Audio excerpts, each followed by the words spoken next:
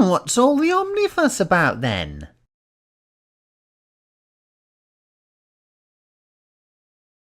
If there's one thing gets my heart racing, is that intro. I think it's almost like it's too hyped up for what we're for how good we are. You know what we can present to you guys.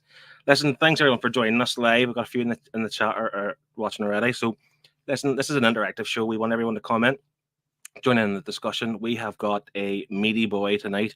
There's quite a lot to get through. We're going to start off simple with a haul. We've got some of the SDCC reveals, games, TVs, movies, comics, and the Eisners. And then if there's time, we'll have a quick look at what's due to come out in the month ahead. If there's time, we could be here all night, the way things go. But we are a week off from the SDC stuff from last week. Yeah, pretty much. Because it was the first year there was no big Hollywood stuff, wasn't it? I think there were. Yeah. It was very much. There was no. On, you know. Yeah, there was only trailers really, but it's only because of the writer's strike they've pretty much quietened everything down on the movie side.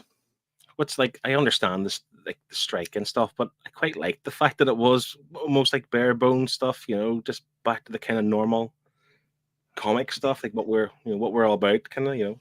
Exactly, it's what we all go there to these cons for. You know, the movie stuff is always a nice little extra, but you know, you go for the comics.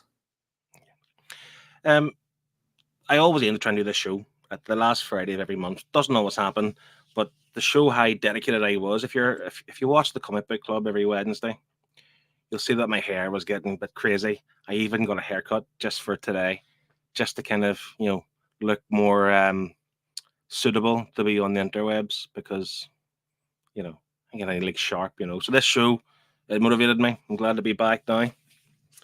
Doing this, but this. Let's just see who has joined us. There's a few comments in the chat. First one in was Fuzzy. Evening all. We have GP Finham. He's here for all the fuss. And Steve, who picked our read for next week, which is going to be Daredevil No Fear. That's volume 1 from Chip Zdarsky's run.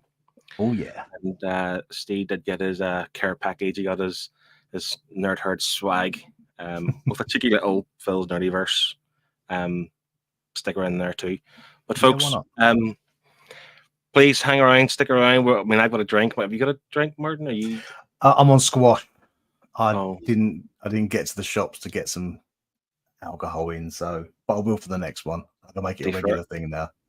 I was the same. I had one beer in my fridge, and it was one of the Beavertown Gamma Ray American Pale Ale. So that's the only one I had. But I did dust off the old Bacardi Rare Gold Rum, so that's to enjoy after that. And let's just relax. Friday evening. Let's get talking. Let's get stuck in, and let's maybe say some stupid shit on the internet. Yeah, I'm looking forward to this. It's gonna be cool. We're gonna start off with a haul. Everyone loves a haul. Martin, you love a haul. Everyone loves it. Gotcha. I know I do. Everyone loves a haul video. And to break us in nicely, I'm gonna let you start, Martin, just because. Yeah. Well, I'll start with my first one. I'll go smallest to biggest, shall we say. I love a lot of the stuff that DC do at the moment, like with some of this sort of spin-off stuff that's non-continuity. So I picked up the latest DC versus Vampires All Out War. So just adding on to that. Only a standard hardcover. But yeah, I couldn't say no. It's nice and cheap. I think it's only like £11 something. So it goes nicely with it.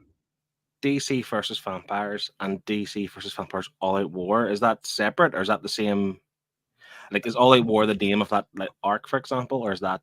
I think All Out War's the name of the arc, because the actual little I think it's a 6-issue. Well, no, it's according to this, it's DC versus Vampires All Out War 1 to 3, and then you've also got DC versus Vampires Hunters 1 shot, and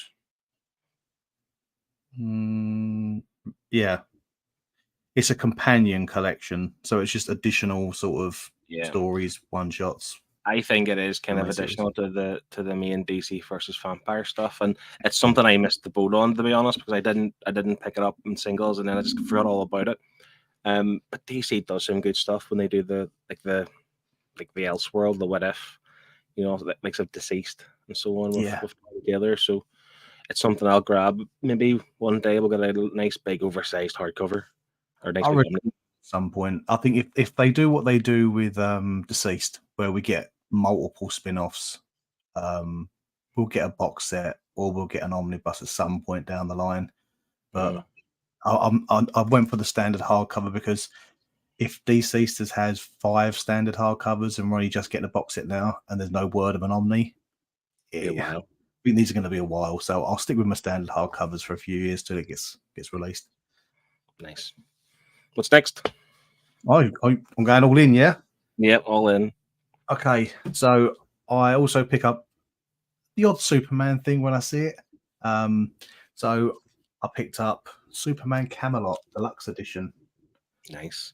So it's got some of the Superman run from Kurt Busiek, Superman 654 to 659, 662 to 664, and an annual. So I think it's a chunk of what Kurt Busiek wrote at that time for Superman. So it's a nice little slot in some next to some of the omnibuses, especially being deluxe. It fits nicely. Yeah.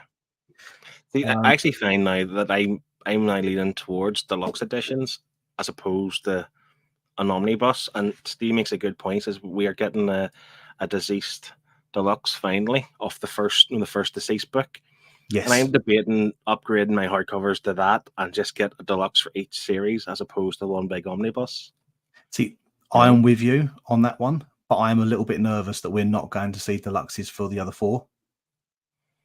Are we only getting a deluxe for the main series, and then we might get a omnibus down the line to incorporate the other ones? Yeah, because there's 4 others, and it's taking this long to get one deluxe. Unless they're going to do the deluxe for each one every 3 or 4 months, they're not going to not want that omnibus money. So they probably need more. I think if the sales for the deluxe do well, and I think people ask for it, yes, you'll get Unkillables and World End, the follow-up ones. We may get them. Because if they're willing to do a deluxe of that one, all the hardcovers, because I've got all the hardcovers, they're all roughly the same size, roughly. So to get a deluxe of each is feasible, but I don't know. Yeah, Steve probably be one deluxe a year, knowing DC, and that's my fear. Like I say, if I leave it too long, we're not going to wait 5 years for the deluxe for all those editions before they release an omnibus. So they are going to do it. But Scott is here. He is something hoping for a hardcover off his Dark Knights of Steel. That's the kind of story where it's like in medieval times, where like I don't know, they're like Batman. I think is like the knight of like the Superman family or something like that. That's it. Yeah, I've actually picked up the first hardcover of that as well. Nice. So again, that's another series I can see getting deluxe, but I've picked up the standards. I hate to be sort of negative, but I don't have a lot of faith in DC printing loads of stuff. Scott's called me out. There you go. I think it's just a case for me that I don't want to double dip when I don't need to. So I'm so hesitant about picking up the TMNT Batman omnibus at the moment because I've got the standard hardcovers.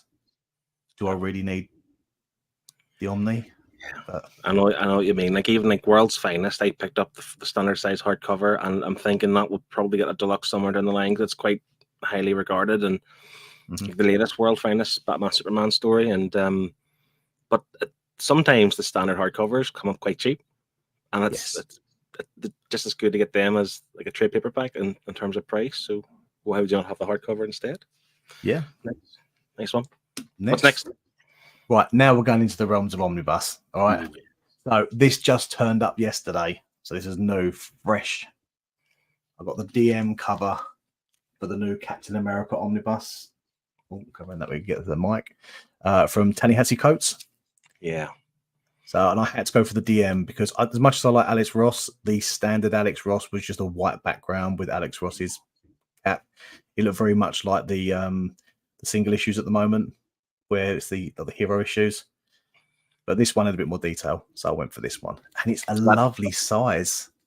Oh, nice. That's what I like about it. Alex Ross cover, isn't it, as well, that one? Yes, yeah. It's Alex Ross's Captain America on the front, but there's just a bit more going on with the picture. as opposed to the standard. The standard is literally Cap facing us with a white, and I thought, I don't know, I just preferred the little bit more going on. Yeah. Yeah. To be fair, I was going to grab that. I'm actually currently reading the Brubaker Captain America, which I know if Highland G is watching or watches the replay, I've been putting off for months and months and months, but I've now started it again, and I actually really, really like Captain America, even though I never thought I would do, because he's always that kind of like, well, how do you put this? He's always like the good one, like the clean Boy cut Scout. kind of hero. Yeah, exactly, the Boy Scout, exactly. And no one likes that really, but to be fair, Captain America is actually really good, especially in this Brubaker run. So if that continues on with that kind of quality, that looks good. Scott is saying the only time he wants to double dip is with a dib dab. I agree. Fuzzy said, I am totally ignorant to the difference between deluxe, compendium, omnibus, etc.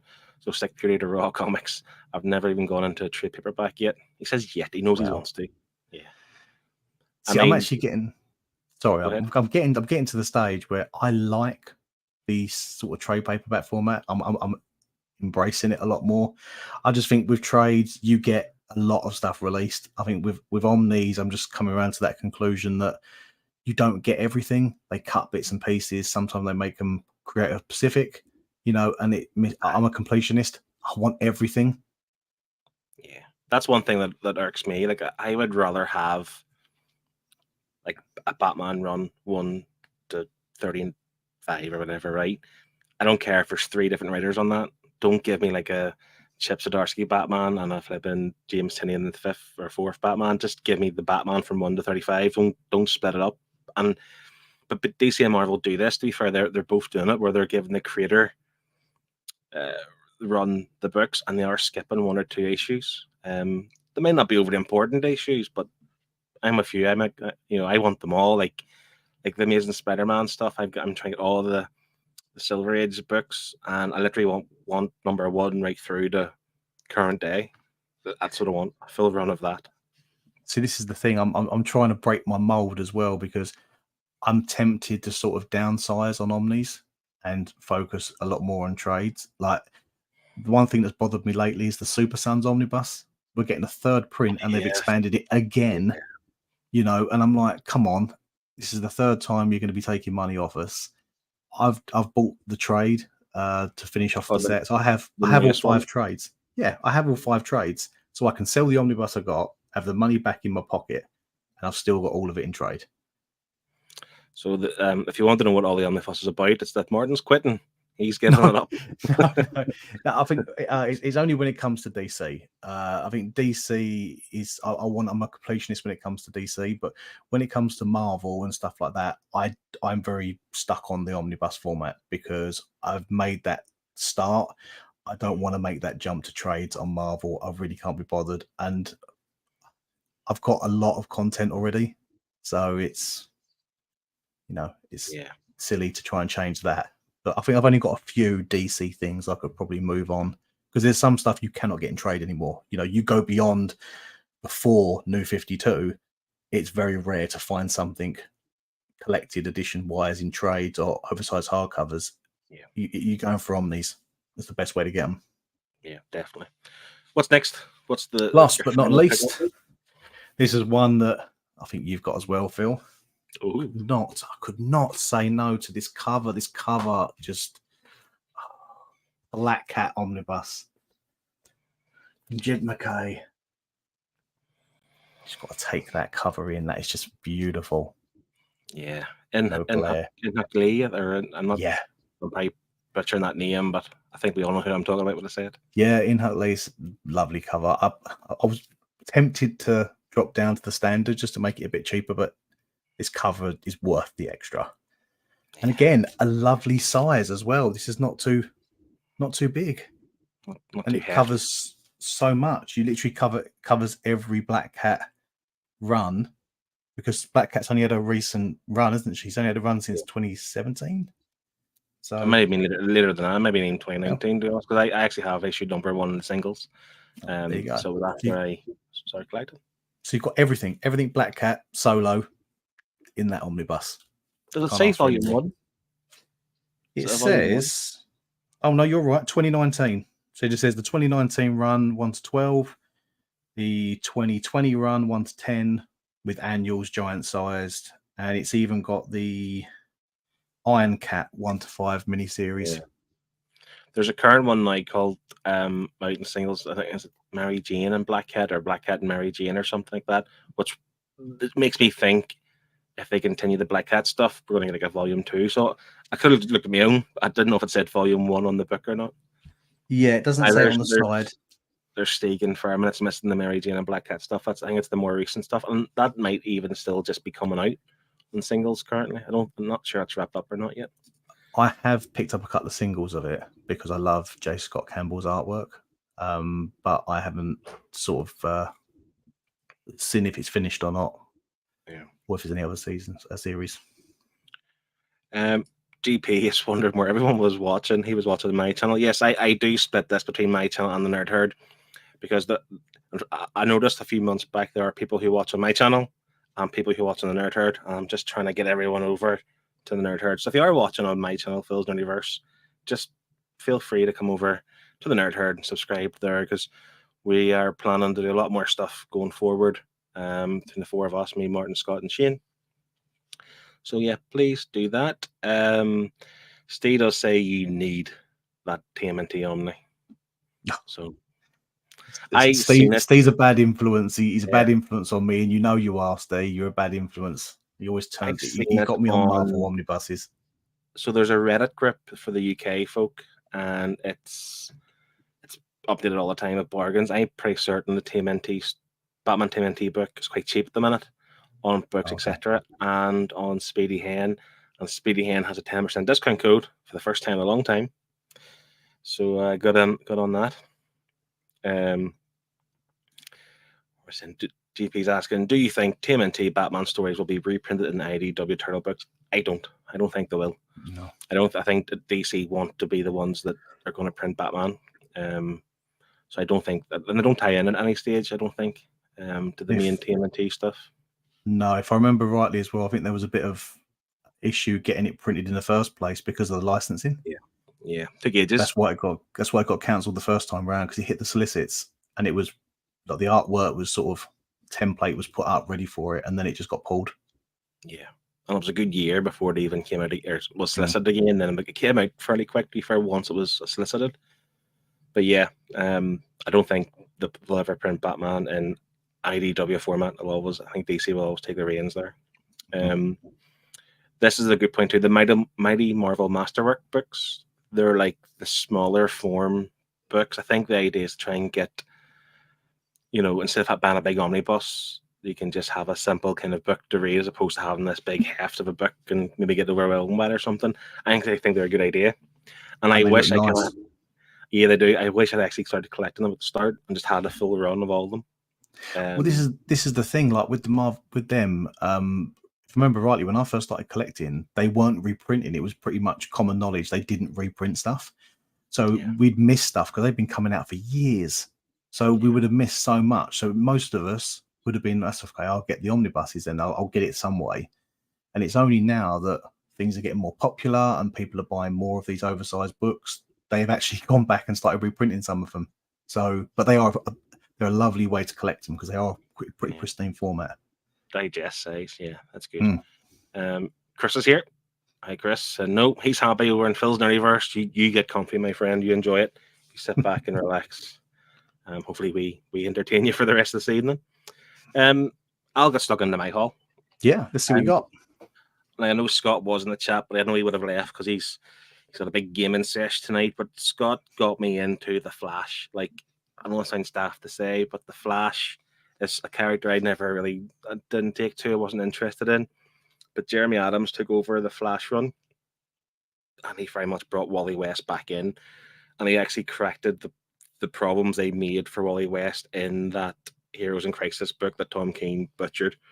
But I've enjoyed this run so far. So I've got the latest volume 18 of the Flash. Sorry, there's the glare. But the problem I have with it, Jeremy Adams is leaving the Flash. I think Cy Spurrier's taking over the Flash run. Yes, he is in October. Yeah. Because I know you have loads of *1 variants. Oh pre-ordered. yes, I do. I'm like Scott. I'm a massive Flash fan. I own every omnibus, and I have pretty much every trade going back to 2010. So yeah, I'm a big Flash fan. So, but this is my problem. So I really like Wally West. I think he's just really more likable than Barry Allen. So this trade paperback is titled "The Search for Barry Allen." They're going to bring him back in, aren't they? It's going to be Barry Allen again come Si Spurrier's run. no, it's Wally. Are you sure? Yeah, Wally's on the cover. Yeah, Wally's on all the pre-cover art, and yeah, he's Wally. That's good. If that just stick, I know Wally doesn't have the legs possibly because Barry is known as the main Flash. I get that, but just please stick with Wally for as long as they can. Speaking of the Turtles, I am trying to buy all those IDW books. I'm up to number 7, or at least I was until number 8 arrived. Nice. These are really strange, by the way. Like, these were always like evergreen, which essentially meant they're always in print, and then they weren't, and then the prices shot up like £45. What? And like ridiculous money, and I didn't want to pay that, but they're now back down to like £28 for the complete book. The prices do seem to fluctuate a lot, so if you are looking to get into these, go now before they go up again. So I'm just trying to buy one every so often, and I think I'm going to stop at number 13 because that is where I forget his name. Isn't it where Kevin Eastman steps off the book? It's not Kevin, it's the other guy. Is it Walt or something? I can't remember his name actually. But he was the main guy on this book, and he stepped off. So I just thought to myself, I can't keep buying all the books. I think they've got number 15 at the minute, so I'm going to stop at 13. That's me done. But also, I've heard that 13 books fit nicely in a cube of a Kallax. So that's that for that kind of shelf aesthetic, that's me satisfied. And Chris has confirmed Tom Waltz. Yeah, Tom Waltz was what he was thinking of. See, I was going to do that, but then I went out and bought 14. Oh, did you? Yeah, I couldn't help myself. The completionist in me took over. So, well, 15's out now too, though. So you're going to buy it? Oh yeah. Like the full, I will buy it. I was going to buy it this week. I've got a couple of books coming that was going to be in it, but yeah, I've held off. Oh, Chris is ruining my dream. He says they don't 12 fit. Okay, I'll put 13 on top across. I'll be okay with that. Yeah, I'll be okay with that. Oh no, don't ruin it. Steve is saying, if you're enjoying the Flash, does that mean that you're going to grab the John Flash Omnis or the John's Flash Omnis? Are they getting reprinted? I don't know. To be honest with you, I haven't seen them announced they're being reprinted. I thought they're still in print, but I have 1 to 3. I've got the first 3. Nice. I don't know. I don't think I'll invest that much into the Flash. I do like this current run. I think I'm okay with that for now. I don't know if I want to go back because we read Flashpoint, or no, not Flashpoint, the Flash Rebirth, Volume 1 for the Nerd Herd. I liked it and all, but I just don't like Barry Allen. I don't know what it is. It's something about Barry Allen I do not like. This other book came all the way from the US of A via Liverpool. My sister lives in Liverpool. Unfortunately, with the problem that is Brexit and the Northern Ireland Protocol or something, Amazon US will not deliver to my address here in Northern Ireland, which is an absolute pain in the arse. But luckily, I have a sister who lives in Liverpool, so I can get the books delivered to her, and she could bring it back. It's not a big book; it's out of print, and it's a trade paperback of Black Widow, the complete collection, and it's the Mark Waid, Chris Samney run. Nice. So I really liked the first volume we read for the book club. It was super quick, and I wanted to pick the full thing up. It's only 12 issues, to be fair, but I wanted to have it. It's one of those old Marvel complete collections. And I'm with you on this series. I'm 100% with you. I love this series. I think when we read it on the Nerd Herd, I went straight into Volume 2. So I've read the lot. I couldn't help it. It was a great read. I think like what annoyed me is the fact that you could buy it on eBay for £35 to £40 pre-owned, and you can't buy the trade paperback anywhere. And had one on Amazon US, and it was like £20 free delivery from the US. I was like, it's good. It's £20, but like it's out of print here. It's brand new, and it's coming from the US. And it's cheaper than here. I'm gonna nab it, so I'm glad to have it, and I'm looking forward to reading the second volume of it. I don't know if there's a hardcover for it. I don't know if there's an omnibus for it. Probably not, because it's only 12 issues. So I'm happy with that. And then, don't want to bore everybody, but you've seen this book already. Black Cat omnibus. Yeah, by Jed McKay. I actually had the first few singles off this when I was reading more singles back then, and I enjoyed it for what it's worth. I dropped it not because it was bad, but because I had too many books in my pool, and fortunately Black Cat didn't make the cut. But I'm really looking forward to it. I heard the run got even better. So, and that cover is spectacular. And yeah. But I want to ask, actually, because we've had this chat. I've got the Ghost Spider-Gwen book pre-ordered, and it's the is it the same artist in Huck Lee? Might be. You went for the Gwenham cover, didn't you? The Gwenham cover, yeah. And it's like £62 plus your postage. But like currently at the minute on books, etc., you can get the standard cover for £53, free delivery. So essentially, I'll be saving £15, which I'm really tempted to do. But like, I like that cover. Well, as we were saying in the week, that's the spoiler. One of the books I've ordered this week is the Ghost Spider from Books Etc. The standard cover. I like the standard cover. The Gwenham cover was lovely, but I just got drawn to the standard when Omar did the announcement. So it was my one I chose from the get-go. So I just stuck with it and wait for Books Etc. I don't know. Maybe by the end of the show, I'll decide. I don't know. Save those pennies. Steve's confirmed it's Wally in the first two Omnis. Yep, that's true. That could be me sold. Yeah, because you've got to remember, Volume 3 is... In Volume 3, you get Flash Rebirth. So that's only when he comes back. Yes. Man, is there room for Flash books on my shelf? There's always room for Flash books. Yeah, I suppose there might be. Chris is saying they are bringing out a huge artist edition of that through IDW. Do you mean the Black Widow book? Is that what he means? He says IDW. He's probably... You talking about Turtles? Oh, possibly. Let us know. I'm intrigued. Yeah. So that's our hauls. Just it's quite small in comparison. We've always had pretty big hauls in the past, but I think me and you're both quite similar. We are kind of trying to be more specific with what we're buying, purely because of the sheer volume that Marvel are knocking things out, and even DC now they've got their act together, and there are quite a few DC books coming, like the Tomasi Detective book, the Green Lantern book. Mm-hmm. There's something else by Tomasi, I'm sure. I think there is. I can't remember what it is. Well, they're reprinting as well, aren't they? They're reprinting. Is it Nightfall? Is it Nightfall? Is it? I'm got the right. Nightfall. Yeah. So we're going to get that trilogy coming back. Guys, what else are we seeing? You should have told me about this. I'd have been more prepared. We're getting a few more. We're getting a few more reprints of stuff, and obviously, as I said about Super Sons. Super Sons is getting reprinted. I know Transmetropolitan is now getting reprinted, the Absolutes, which I'll get them. Too. So they're getting back on the saddle when it comes to reprinting. It's about time.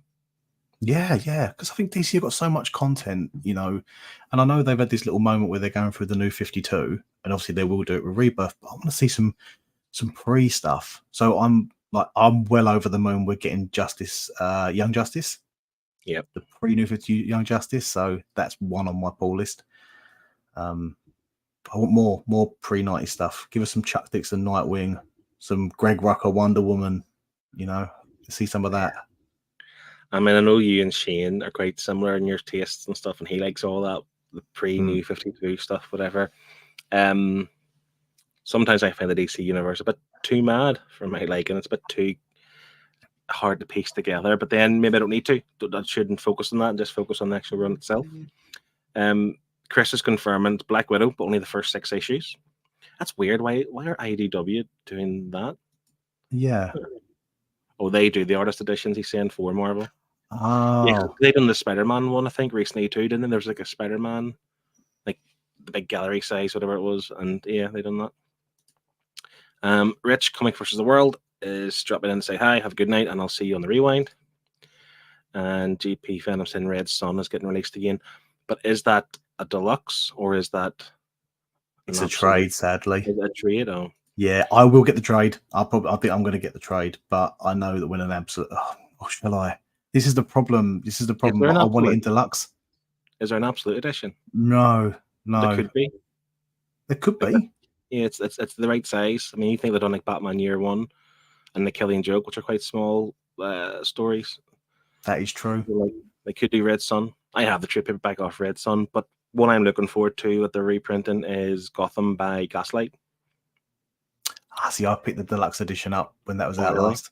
Yeah. So that's when I was buying everything that I could. That's when I was having major FOMO, and I was pretty much buying anything that DC were releasing. Yeah. Speaking of, well, not speaking of DC, but going on to Marvel now. There's been quite like a ridiculous amount of reprints announced like the last 2 weeks. If you're watching this channel, you're bound to watch Near Mint Condition. You're at least bound to know who they are and what they do over there. And Omar has like a link with Marvel, and he gets to announce all the new reprints and new prints of books. So I've jotted down some here that's been announced in the last fortnight. Ones I know you'll be interested in as well, but certainly ones that I will definitely be picking up. Daredevil by Brubaker and Lark, Volume 2. We both have Volume 1, so we're grabbing that. I'm intrigued by The Ghost Rider by Jason Aaron. Me too. I'm going to look into that more because to see if it's something I want to pick up, definitely.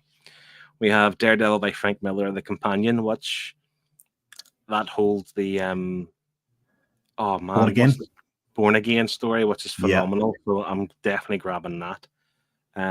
Punisher Max by Garth Ennis. I think I'm going to nab it too because I have actually the trade paperback for the first 4 issues off that. It's called something different. I can't remember, but I'm going to read it just to make sure before I go and purchase this. Daredevil Shadowland. Yes. Where does that come in like the timeline of Daredevil? What is that part of? I'm not 100% sure, but I know it is Andy Diggle's, covers Andy Diggle's run. So before Charles Soule, was it? Yes, before Charles Soule. I'll be getting it because it will be the final piece of the puzzle to have everything Omni for Daredevil. So I've got to have it. And the next one was Daredevil by Bendis and Malieve, which is one I'll be getting to. Or do you already have that? I already have that. I got it. It was one of the first Marvel omnibuses I picked up. Literally maybe a month or two before it got put out of print. Nice. So, and this is weird because when I first got into like looking the omnibus game or whatever, like Bendis stuff, like the Daredevil stuff, was always in print for so long, and they were quite cheap. I remember going around for like £45 or whatever for a brand new book, and I just thought, no, I'm not grab it. I'll always be there. Like almost like taken for granted because I didn't really understand the kind of going to print scenario. So kind of regret not getting them for that price, but I'll get them at some point. But Daredevil is one I think I'm pretty much going to try and go for a complete run from the Frank Miller stuff right through. Yes. I'm with you on that. Frank Miller's where Daredevil starts for me, so that's my starting point. It's the same for Cap. Cap for me starts at Brubaker. The only character I'm willing to dive before that is Spider-Man. I think that's the case. Spider-Man, yeah. But the thing is with the Spider-Man Venom stuff, maybe. Yeah, the Spider-Man stuff as well. Like if you just want to kind of scratch that itch, we all know you could just jump into the Ultimate Spider-Man because essentially it's a retelling in a different, not say different alternate world, but it's just the same kind of stuff, same kind of tropes, really, isn't it? Uncle Ben dies, unfortunately. So spoilers. Sorry. If anyone hasn't found that out yet, sorry. But just to rhyme off some of the other ones that were announced for reprints. So Ultimate Comics Spider-Man, The Death Off, which I don't know what that is in comparison to the Ultimate Spider-Man universe. I don't know if it's a different thing altogether. Omar touched on that yesterday. Apparently, he was in discussions with Marvel about rebranding it to Volume 5 of Ultimate Spider-Man.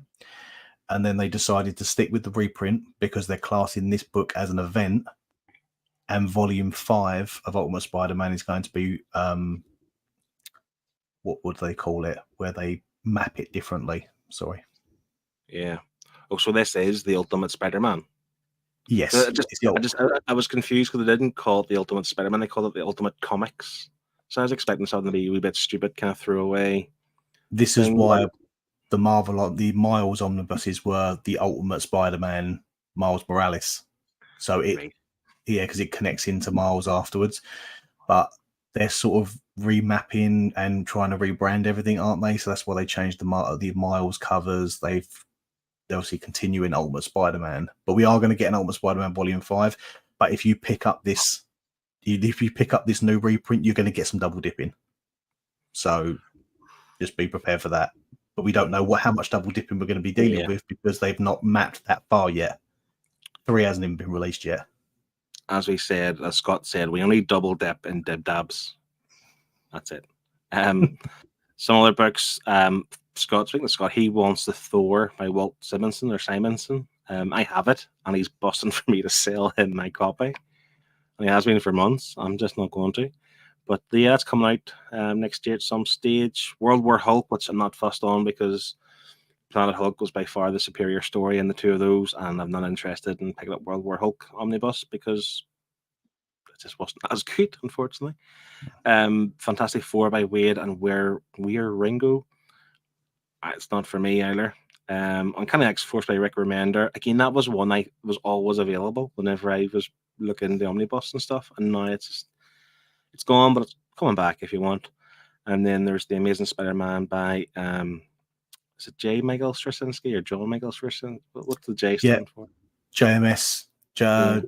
Michael Straczynski. Yeah. JMS. Go with JMS. Yeah, Volume 2. They reprinted Volume 1 earlier this year, so you're going to get your full, complete story from him. I have them both. I actually have the previous print of Volume 2 before I had the reprint recently of Volume 1. I have as well, because they had loads of them on Speedy Hen, if I remember rightly. So I picked one up from there. They did announce as well this month ROM, which I'm no interested in. I don't even know what ROM is.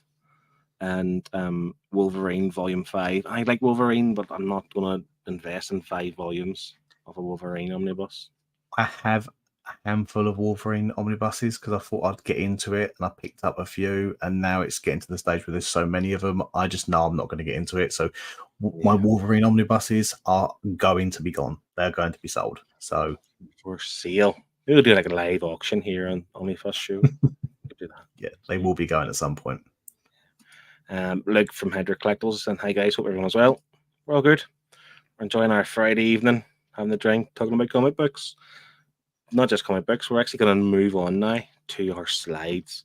This is the SDCC special stuff of everything that was announced last week and the week, a few days prior to that. Because SDCC, it's something that's on my bucket list. I want to go one year, definitely. Experience it, experience the atmosphere, just to kind of see what's the word I'm looking for? Like it's just massive, isn't it? You just want to be part of it. Yeah, the atmosphere. You just want to see what it's like. If you watch TripleG Comics channel, and if you watch his friend Efren, who's Passport Comics, I think he lives nearby in San Diego. So he goes like every year, and you watch his Instagram stories and his posts and think, I wish I was there. I was watching all of them.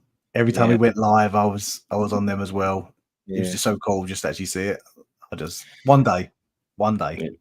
But as we mentioned earlier, this is the first year, again, because of the strikes, they didn't have, the big movies, the Marvel studios, and have all the actors on stage, all this kind of stuff, which was actually quite good because it's focused very much on just the comics. But yeah, so I've prepared some slides.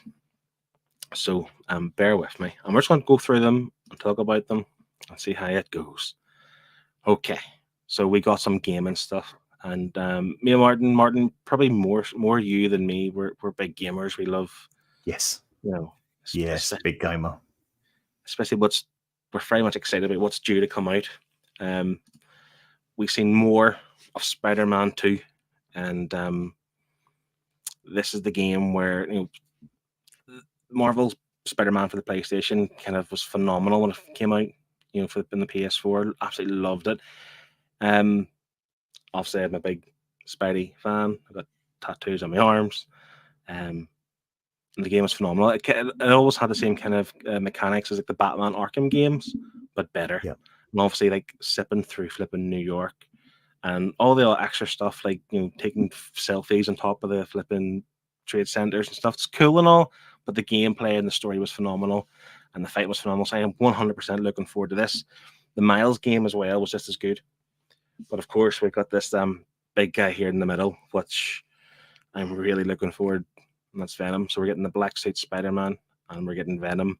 But I'm trying my best to ignore all the rumors of who Venom actually is. I don't think it's gonna be Eddie Brock. Like, I know it is.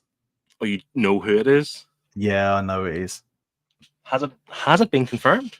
Yes. Okay, you're gonna have to tell me then. If it's been confirmed by Sony. It's in the trailer. Okay, and we're gonna watch the trailer, so maybe we'll find out together. I actually haven't watched the trailer yet, which is mad. What's the next slide? I'll go to the next. Yeah, so we're gonna try and do this. We're gonna try and watch the trailer. Bear with me. Share screen. Entire screen. Share system. So hopefully we get the audio here, and this is the new trailer that was released last week for the Spider-Man game. Hopefully the volume's not too long. Martin, give me a thumbs up if you can't hear it as we go. A lot's happened in the last 10 years. It's a miracle I'm even sitting here now. I got a second chance. And I'm gonna take advantage of that. But I need you with me, Pete. We're gonna heal the world.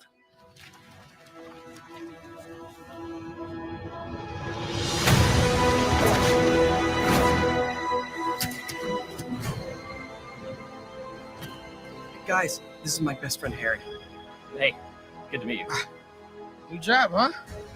Still gonna have time for tutoring? We'll figure it out.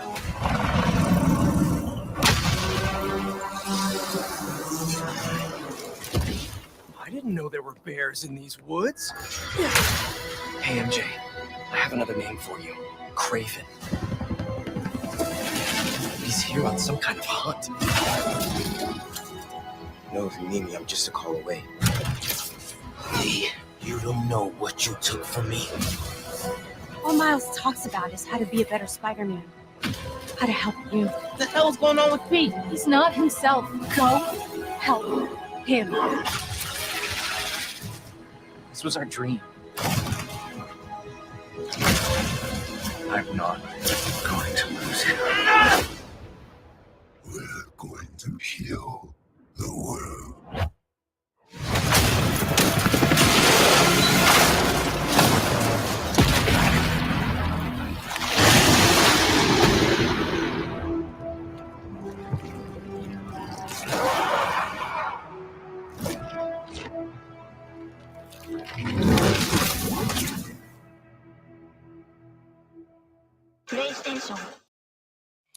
Take my money now. Yeah, but man, it's Harry Osborn. Then that's who it is. That's the impression I'm getting. Certainly alluded Obviously, he to. says, Yeah. We're going to heal the world, and he says it at the start. But I can look past that. You got to remember they're trying to tell their own story, and I'm happy with that. You know, I'd rather when they're making some of these games, they stick to source material, but do try and tell their own story in their own world. Yeah. And with Spider-Man, it's perfect with the whole Into the Spider-Verse thing. You know, what a better chance to tell your own story, and then they're nailing it. Each one they've nailed it for me. So, but it's actually one of those things that so the 20th of October, it's creeped up. And I was hoping to have a playthrough of both previous games before this. But still plenty of time, don't get me wrong. But the rate I play the games at the minute, I don't know if I'll make it by October. But yeah, I'm super hyped for this 100%. And like in the first two games were phenomenal. The action was phenomenal. The story was great. I really like this. I mean, so much so I have it tattooed on me. It's not finished yet, don't you can tell. The PlayStation Spider-Man suit. I think it's a spectacular looking suit. And even when I'm playing the game, you can all get these upgrades and get all the different sets and stuff. I just play in that. That's just the favorite one. I don't My change it. my one I'm using at the moment is Civil War, Tom Yeah. Holland Spider-Man. Because I'm currently replaying this as we speak. I'm playing the remastered version for the PS5 that you Yeah. get when you buy Miles. Yeah. So yeah, I'm playing through it. Does And, that come with all the DLC stuff? The Black Yes. Cat stuff? Okay. Comes with everything. Yeah, I have that too, to be fair. I actually bought the DLC when I had on the PS4. Mhm. I've bought Miles and I obviously upgraded to the master or the remastered version. You know what really annoyed me in the game? I was fine trying to complete the game 100% and getting all the bags and whatever else. It's those bloody pigeons. Oh I my hate, God, I yeah. hated those pigeons. Like so much that I just did not want to do that part of the game. To get the 100%. I just didn't want to do it. First time playing this, I think I was playing an MMO with my group of friends. I can't remember which one it is. We were playing an MMO. We literally stopped the whole sort of the whole guild league. We stopped everything we were playing and we all went off and played Spider-Man. We all smashed the game in like a week, platinum it before we came back to the MMO. And the thing I found the most irritating was the Taskmaster missions. Yes. Do you remember those? Yeah, I do. They were challenging, but those bloody pigeons were annoying as well. I think, to be fair, I did kind of master at the end of the day to get the pigeon, but I just didn't want to do them.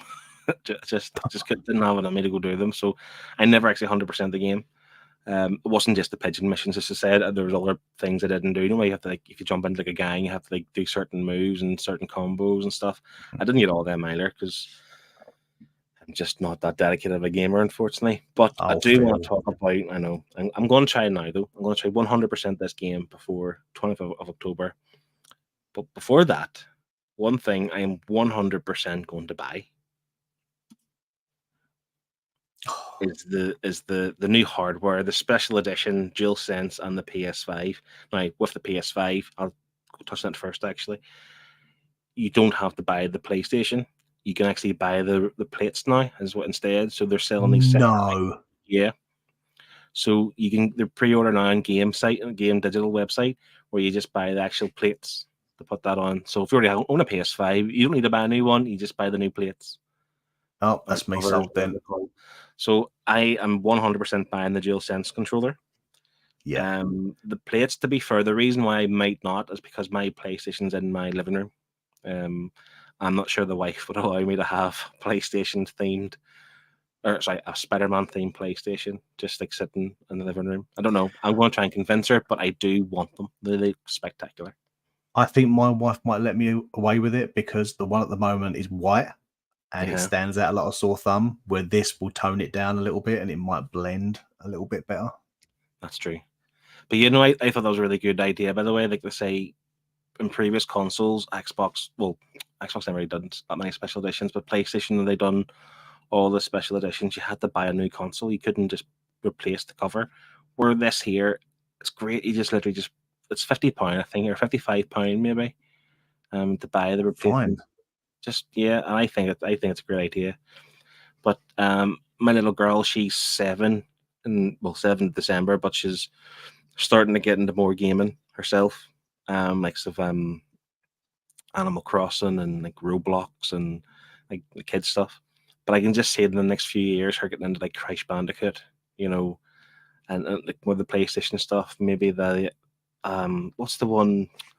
Scott just finished it, Rift Apart. Ratchet and Clank. Ratchet and Clank, yeah, like those kind of ones are more aimed for kids. They're great games. I just imagine my daughter playing them. So I'm going to need a second controller, which is what I'm going to tell my missus to get this. This is the one I want to get. Give me it, please. Because I think it looks spectacular. I think that it's stunning. So yeah, there we go. That is this. We also knew the game was coming, but when you see the reveal, you see the trailer, get you hyped. You see the special edition stuff, get you hyped. I am all in. Chris is saying if she refuses, dump her. One thing I wanted to add that I saw that my friend saw yesterday in a panel they did from San Diego Comic-Con. Apparently, Venom is going to be a playable character at some point in the game. You have to be, yeah, definitely. I think So, yeah. if they didn't do that, like they've really missed the beat, or missed the trick there, because if you're going to put this character in, you're going to want to be him at some stage. Mm-hmm. It might be a DLC. It might be, it might be a DLC, which I'll be quite happy with, because then we'll get like a mini story. You're right. It could be the case. Maybe whatever way the storyline goes. Obviously, I think Venom's kind of looks to be a bit of a villain here, as he an anti-hero as he's going to be. Beat the story, beat him, and then maybe a DLC of him kind of just like in the comics, coming around to being like an anti-hero type of thing. 100%. Yeah, Lethal Protector style. Exactly, on board with that. So yeah, that was the Spider-Man 2, October the 20th, 2023. Hopefully, there's no delays. I don't think there will be. I think the game is wrapped up. I think they're done. So that's not far away. You wanted to touch on these as well. Mortal Kombat 1. I'm not sure of the release date of this. Is it next month? Is it September? Maybe. It's in the next few months. I think it's definitely due soon. But if you don't want to play with the boring old Mortal Kombat characters, you can get the DLC, and you can be Omni-Man, and you can be Homelander. This could Peacemaker. And Peacemaker, yes. You were pumped for this then? Yeah, I'm a big Mortal Kombat fan. I have been for many years. The last couple of games got the story went a bit crazy, and for them to continue it on would have just been dragging it out. So this is like a fresh reboot. They've actually called it Mortal Kombat 1, so they've literally gone back to basics. And to see characters like Homelander and Omni-Man in the game, and apparently he's going to be voiced by they're going to be voiced by the characters that the actual actors that played them. Oh, really? Yeah. Omni-Man's been confirmed. I'm not sure about Anthony Starr for Homelander, but if they've done one, they might do the other. What's Omni-Man's name? It's I was going to say J. Jonah Jameson, but that's what I was going to say. Yeah, it's him. I'm terrible for actors' names, to be honest. This Highland Life, you seem really pumped on this, but I don't even know what this is. This is a game that was out for the Xbox. It was Xbox exclusive, but a friend of mine put me onto this because it's made by Squanch Games, who is behind Rick and Morty. Oh, okay. So the gun that he's got in his hand, which has got a face on it, is actually voiced by the guy. It's the Morty voice. So as you're playing the game, you're shooting aliens, stuff like that, and the gun talks to you. So you've got Morty talking to you through the story, and it just seems like a fun game, a fun first-person shooter with a quirky. I'll need to watch the trailer. I actually feel like now you've mentioned that, I think I might have seen this whenever it first came on the Xbox. I need to double check if what was one thing, and I watched some videos on later tonight. But the images I was looking through today, it does look quite fun, and I do love good first-person shooter. They're always have one every so often. Yeah. So yeah, move on to some TV stuff. This is my slides, by the way. I put these together myself just about 5 minutes before the show. Didn't take me all week or nothing. So there's nothing on the telly. Some TV stuff was announced as well, and I just rammed all four onto this one slide because, Invincible. I loved the first series of Invincible, so that's coming back. Season 2 is November the 3rd. But currently, right now, you can go and watch after this. You can go and watch Invincible. Adam Eve. It's like I'm assuming it's a one-shot version of a TV show. I haven't watched it myself. It's my weekend watch. Me too. At the minute. I was a big fan of Invincible. I watched the show before I read the comic. I know people will think it's a cardinal sin, but the show was great. Loved the show so much so that I think whenever we discussed it in the book club, that the comic book didn't match up to it quite yet, because in the book, volume 1 of the book, they hadn't got to the main twist, so to speak. And even though we judge it on that volume, I still am not convinced I've had enough. I want more, because I know from what we've seen in the series, it's going to get better. This series is renowned for some reason, and I just think we haven't got past the initial part. I think maybe another volume or two in. So, yeah, well, I read the complete number 1 or whatever is the complete collection one, and it's far better to read it in that way as opposed to just one volume of the trade paperback, which is weird because they've actually just announced, or they just released it today or yesterday, the new format. So they are re-releasing the series in paperback, but in like the digest, like the smaller format. So you can get to volume That's one, cool. which is the first 4 issues. But then again, how many people will be hooked on those first 4 issues to want to read the second one? I think, for anyone that hasn't seen it yet, go and check it out. Our video on it where we covered it. It wasn't enough. It wasn't enough. Yeah, we I think liked you it, can- but it didn't match up to what the show gave us, I suppose. It's just a fraction of the series. Nothing. You can see why Image released them in those deluxe formats, and obviously compendiums, because this is a series I would have thought would be better consumed in bulk as opposed to single trades. I agree. Moving on, Harley Quinn. Have you watched this? I've watched bits of Harley Quinn. I find it really funny. It's not obviously the Harley Quinn, the original Harley Quinn that you love from the comics, but yeah, voiced by Penny from Big Bang Theory. Yeah, I can't remember her it is, actual yeah. name now. Kelly Kulo. Yeah. Yeah, we're terrible for actors and actresses' names.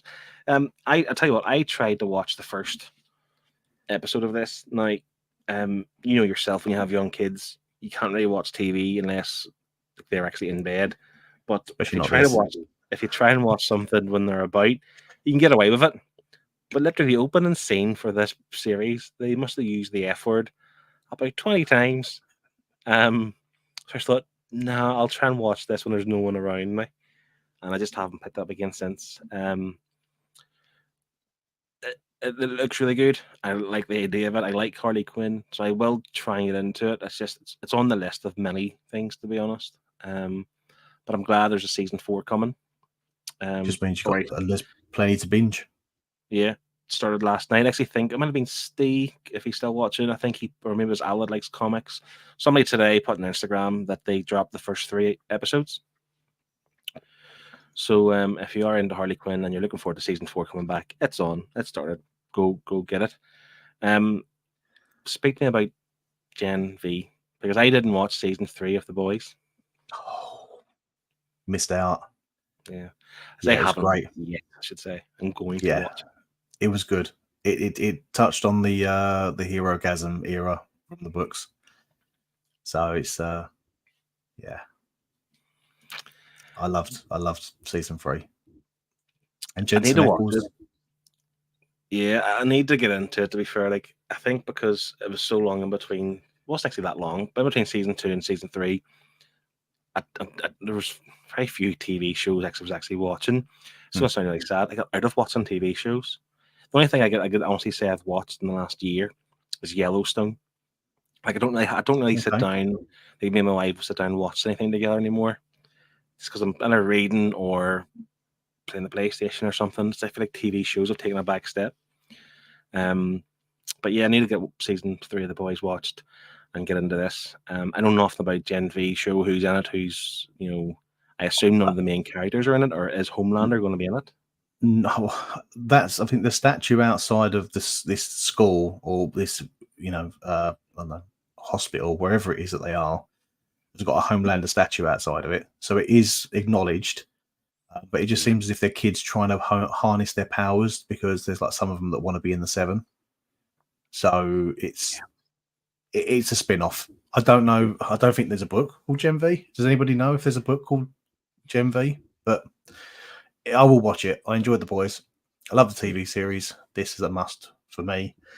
If it's rubbish, I'll just stick to the main boys. Yeah. No, I'll get season 3 watched. I'll say to the missus, I'll say her tonight, we're going to start season 3 of The Boys before this comes out, just so you can be up to date. I hate being when you're not up to date. Maybe that was my problem. I was never up to date on shows. So when people were talking about it, I was just like not being part of that conversation. And I got to the point now I'm just not watching shows anymore. You won't be disappointed. It was a good series. And no spoilers, it was a really good series. It was worth the watch. GP saying it looks like The Boys version of X-Men. Can't wait. Yeah, it does. Well, that would make sense. Obviously, if it's Gen V, it's going to be a younger crowd. I'd say trying to find their powers to be into the 7. So it's kind of like X-Men-esque, isn't it? Like the school of whatever Xavier's school's called. I forget. I'm not an X-Men fan. I'm not an X-Men fan either. So. Yeah, sorry. So, Omnifuss at the movies. There were some movie announcements too, and one of them was a trailer for The Marvels, which is coming out on 10th of November 2023, and we have a trailer for it too. So, I think we do. Yes, we do. To be fair, the Captain Marvel first movie got a bit of a bad, doesn't get a bit of a bad rep. It was divisive, in my opinion, but I really liked it. This looks really good. This is a trailer I have watched, but we're going to show you guys again. If I can remember how to do it once again. So we're going to watch the trailer right through and then talk about it. So yeah, let's go. Hopefully there's no ads. If there's ads, I apologize. I'm not too tech savvy, so here we go. Carol Danvers, prodigal child of the Milky Way. Nick Fury, my favorite one-eyed man of intrigue. How goes it out there? You know, cold, no air, space.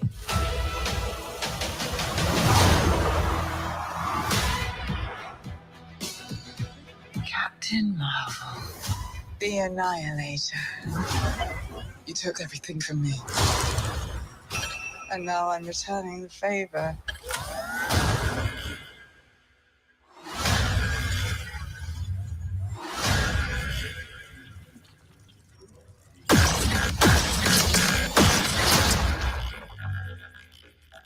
What is happening to me?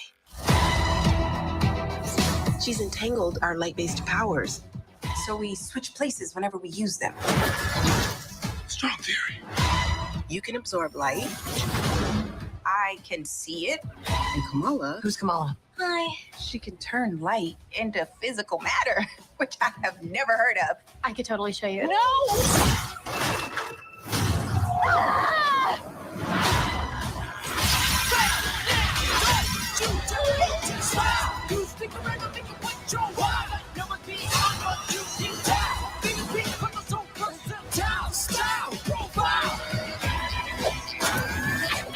She's targeting every planet we call home. I would never choose to bring anybody into this. You are not the only thing standing between this and the universe. Oh my god, we're a team.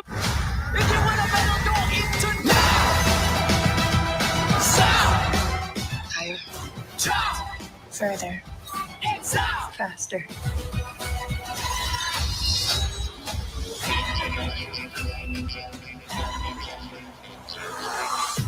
Who's that good kid, Gus?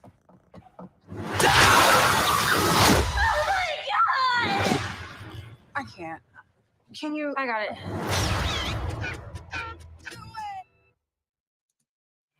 So that is the trailer for The Marvels.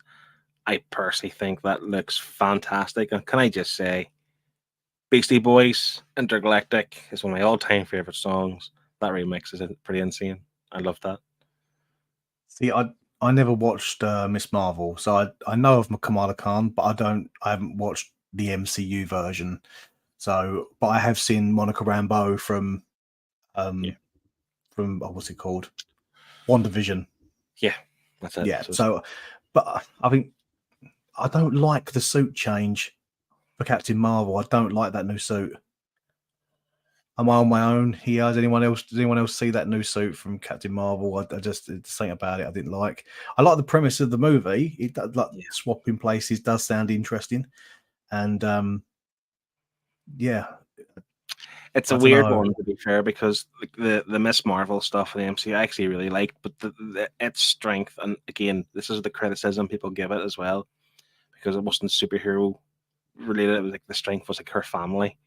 And the kind of where's she from? I can't think what country she's from, but that kind of closeness and bond she has with her siblings, and but I liked it. I genuinely liked that part of it. Monica Rambeau, is it Photon or something, or is it Photon? Don't know a lot about her. Again, with the WandaVision stuff, you didn't see her as Photon as such. You just seen her as Monica, really, wasn't it? Yeah, I think this is the closest we've got to the Photon suit. obviously in this trailer. I'm hyped for it. My only kind of worry about it is with the success of like Spider-Man and Far Away From Home. Or what was the one or No Way Home, wasn't it? For the Tobey Maguire. No Way Home, yeah. It's like I feel like they're trying to put all the heroes together in these movies where like and not give them like their own single movie, if you know what I'm trying to say. Like we're gonna get a small team movie every time.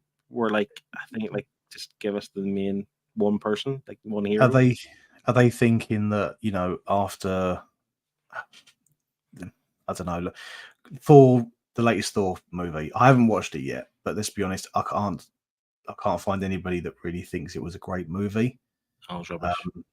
It does feel that, you know, Disney are pushing some sort of agenda going on with some of their movies at the moment. The worry is this going to be another one of them? You know, we're going to have this agenda pushing on it, or are we actually just going to get some silly, fun action? I'm hoping for the latter. But I mean, I don't know. I know what people. I know the argument is. Sometimes I think when it comes to like when people refer to as agendas, like I do think that Disney, they're writing their stories. Do you know what I mean? It's like their version of a story, and it's up to us as viewers if we like it or don't like it. That's okay if we don't. I, for one, I'm looking forward to it. I try my best not to look too deep in the meanings of movies and what they're trying to do. Or I just want to have enjoyment of it. Don't get me wrong, like the really positive messages for other people, that I'm all for that too. I mean, if that's not, you know, doesn't have to be for me type of thing. I'm all for it. But I'm the same as you. I hope it's not. I hope it is just a fun movie because the action looked really good there. Yeah, they kind of switched between lives, and they were, you know, it's like obviously she wanted to show her powers, and whenever they use their powers, obviously they switch between the two of them, and it's just fun in the sky. Like it's fun. It's really good fun. I really enjoy it. Hope it delivers. With the Marvel movies too, I think the last since Endgame, they've been trash. Yeah, I think I haven't watched Ant-Man yet. I was a big Marvel fan all the way through. You know, all the first few phases. I watched every single one release. I went to the cinema to watch Endgame. Went to the cinema to watch No Way Home. I just think after No Way Home, I think everything that's been released, even TV series, like I was hyped for She-Hulk, and She-Hulk was a little bit of a letdown. But the Daredevil episode did make me a bit happier. But you know, I think Marvel need to take note, slow down, focus on quality over quantity. You've got us, you know, you've got a universe built there. We enjoy it. Just give us something to enjoy. We're not bothered about binging. Yeah, I agree. I can't speak for myself there. I think everyone else would agree, but I agree. Slow down. I think too much isn't good. But then I get they have money to make, and they almost had to justify the Disney Plus platform. Hence why we had loads of Marvel shows. But then they've parked that at the minute. It was just costing too much money to make all those shows. Yeah. It's a weird place. I mean, Stacey and Guardians, there's probably the only decent one they've had recently. I actually forgot about that. But yes, it's actually probably one of the best ones overall. Is Volume 3 for the Guardians of the Galaxy. Pardon me. That's on Disney Plus this month, August. So I'm going to watch it then. I haven't watched it yet. So okay, I'll not spoil it. It's just really good. I'm looking forward to it. I wrote a few things down there. I don't know who this grey hair doll is, or silver hair person. I don't know who that is. Or I meant to know, because if someone could tell me who she is, I could try and find her first appearance and maybe try and, you know, have that book maybe, you know, in the collection. And Nick Fury. I am 3 episodes behind on Secret Invasion. Obviously, Nick Fury's in it, but Nick Fury's in this movie. But I was getting, you know, are you watching Secret Invasion at the minute? I am not. Not because I don't want to. It's just, you know, it's like real life. Trying to squeeze TV shows in lately is a little tough. I'm not spoiling this one to say, like, they basically have Nick Fury. He's older. He's a bit beat up. And they're basically trying to portray him like he's not on top of his game. You know, things are kind of slipping by him type of thing. He's not the Nick Fury we all know and love, right? Which is fair enough. I don't know how it finishes. But if he's kind of heading towards the end of his like spy game, you know, and he goes into this, like he's like there's nothing wrong with him type of thing. I just worry about what have they done in between type of thing. Now, obviously, the first Captain Marvel movie was based in the 90s, but this is very much based today because Kamala Khan was today, from what I gather. I'm getting the impression just from the trailer it's going to be very Kamala Khan centric, because did you notice that in the trailer that grey-haired woman put a bracelet on? I think that's something to do with Kamala Khan. Is it the other one?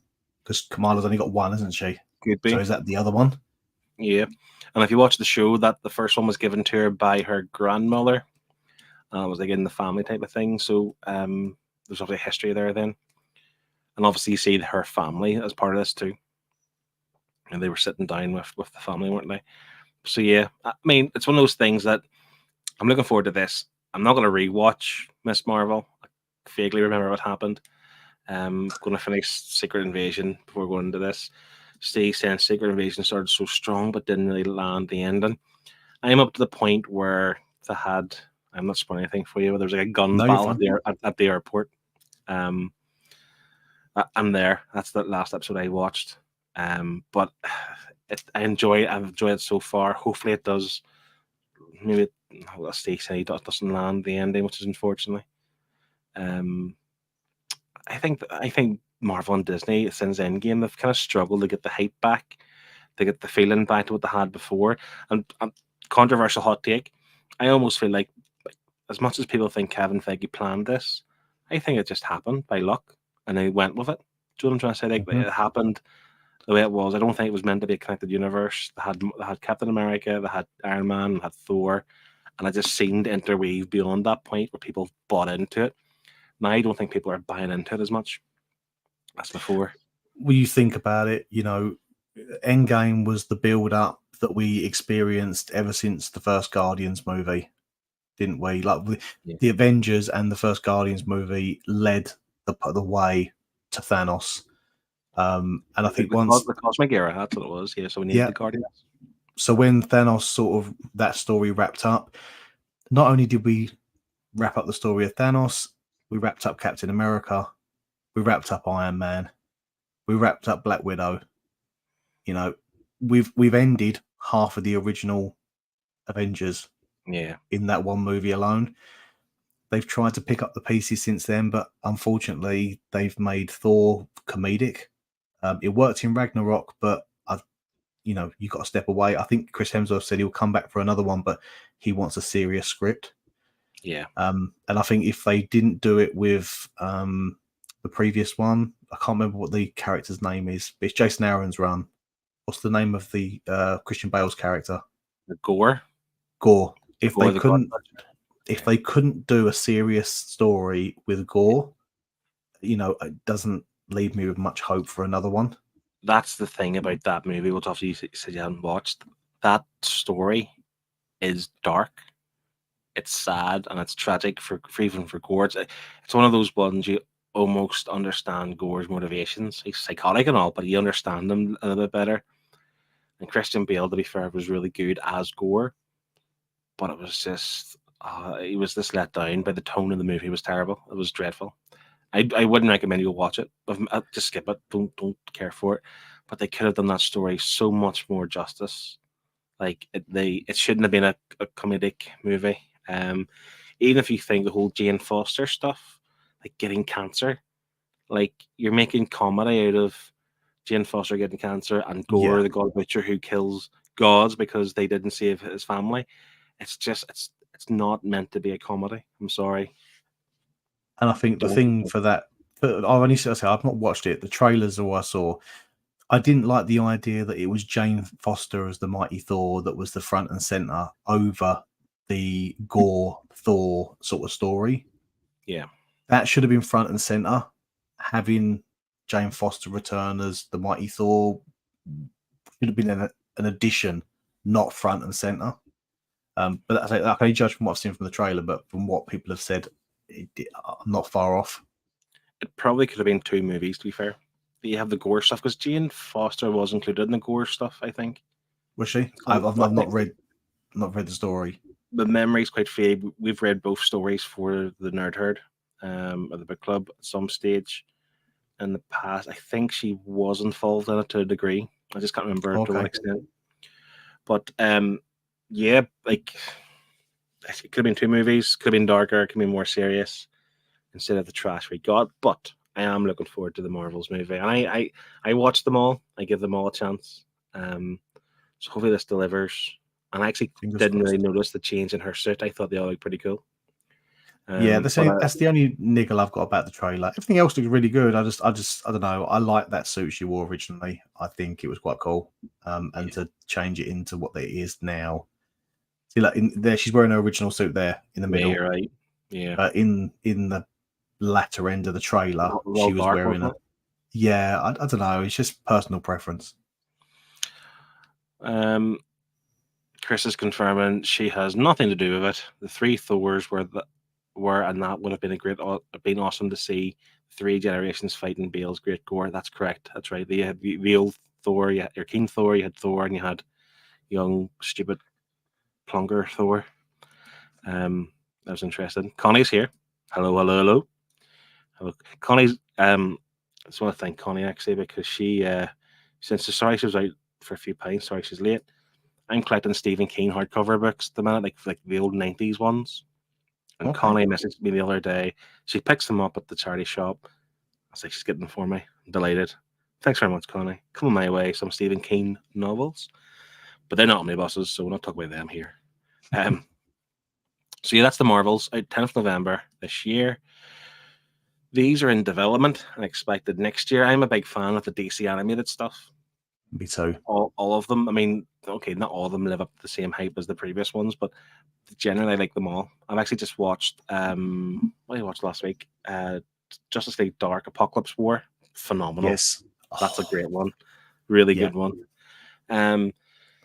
If you're a big Watchmen fan, we've had the book, we've had Before Watchmen, we've had Doomsday Clock, we've had the movie, and we've had the TV show. Now we're having the animated movie. I'm actually a bit worried about that one. Me too. Do you think we need this? No. I'm the same. We've got the movie that's 3 or 4 hours long. Do we really need? That's interesting. This is my worry. For example, Justice League Apocalypse War last week was 1 hour and 30 minutes long. Right? Good for an animated movie. Can't go beyond that. How can they do Watchmen in that length of time? Because I don't think they could give it 3 hours. Could they do what they did with Hush, make it a part 1, part 2? Possibly. That's what I was thinking. Dark Knight Returns as well. Hush and The Long Halloween have both been divided into 2 different movies. Possibly. Don't get me wrong. Like, it's not for kids. They're for us. They're aimed for the grown adult who's read the books, and obviously they are quite dark and there's cuss words and all the rest of it.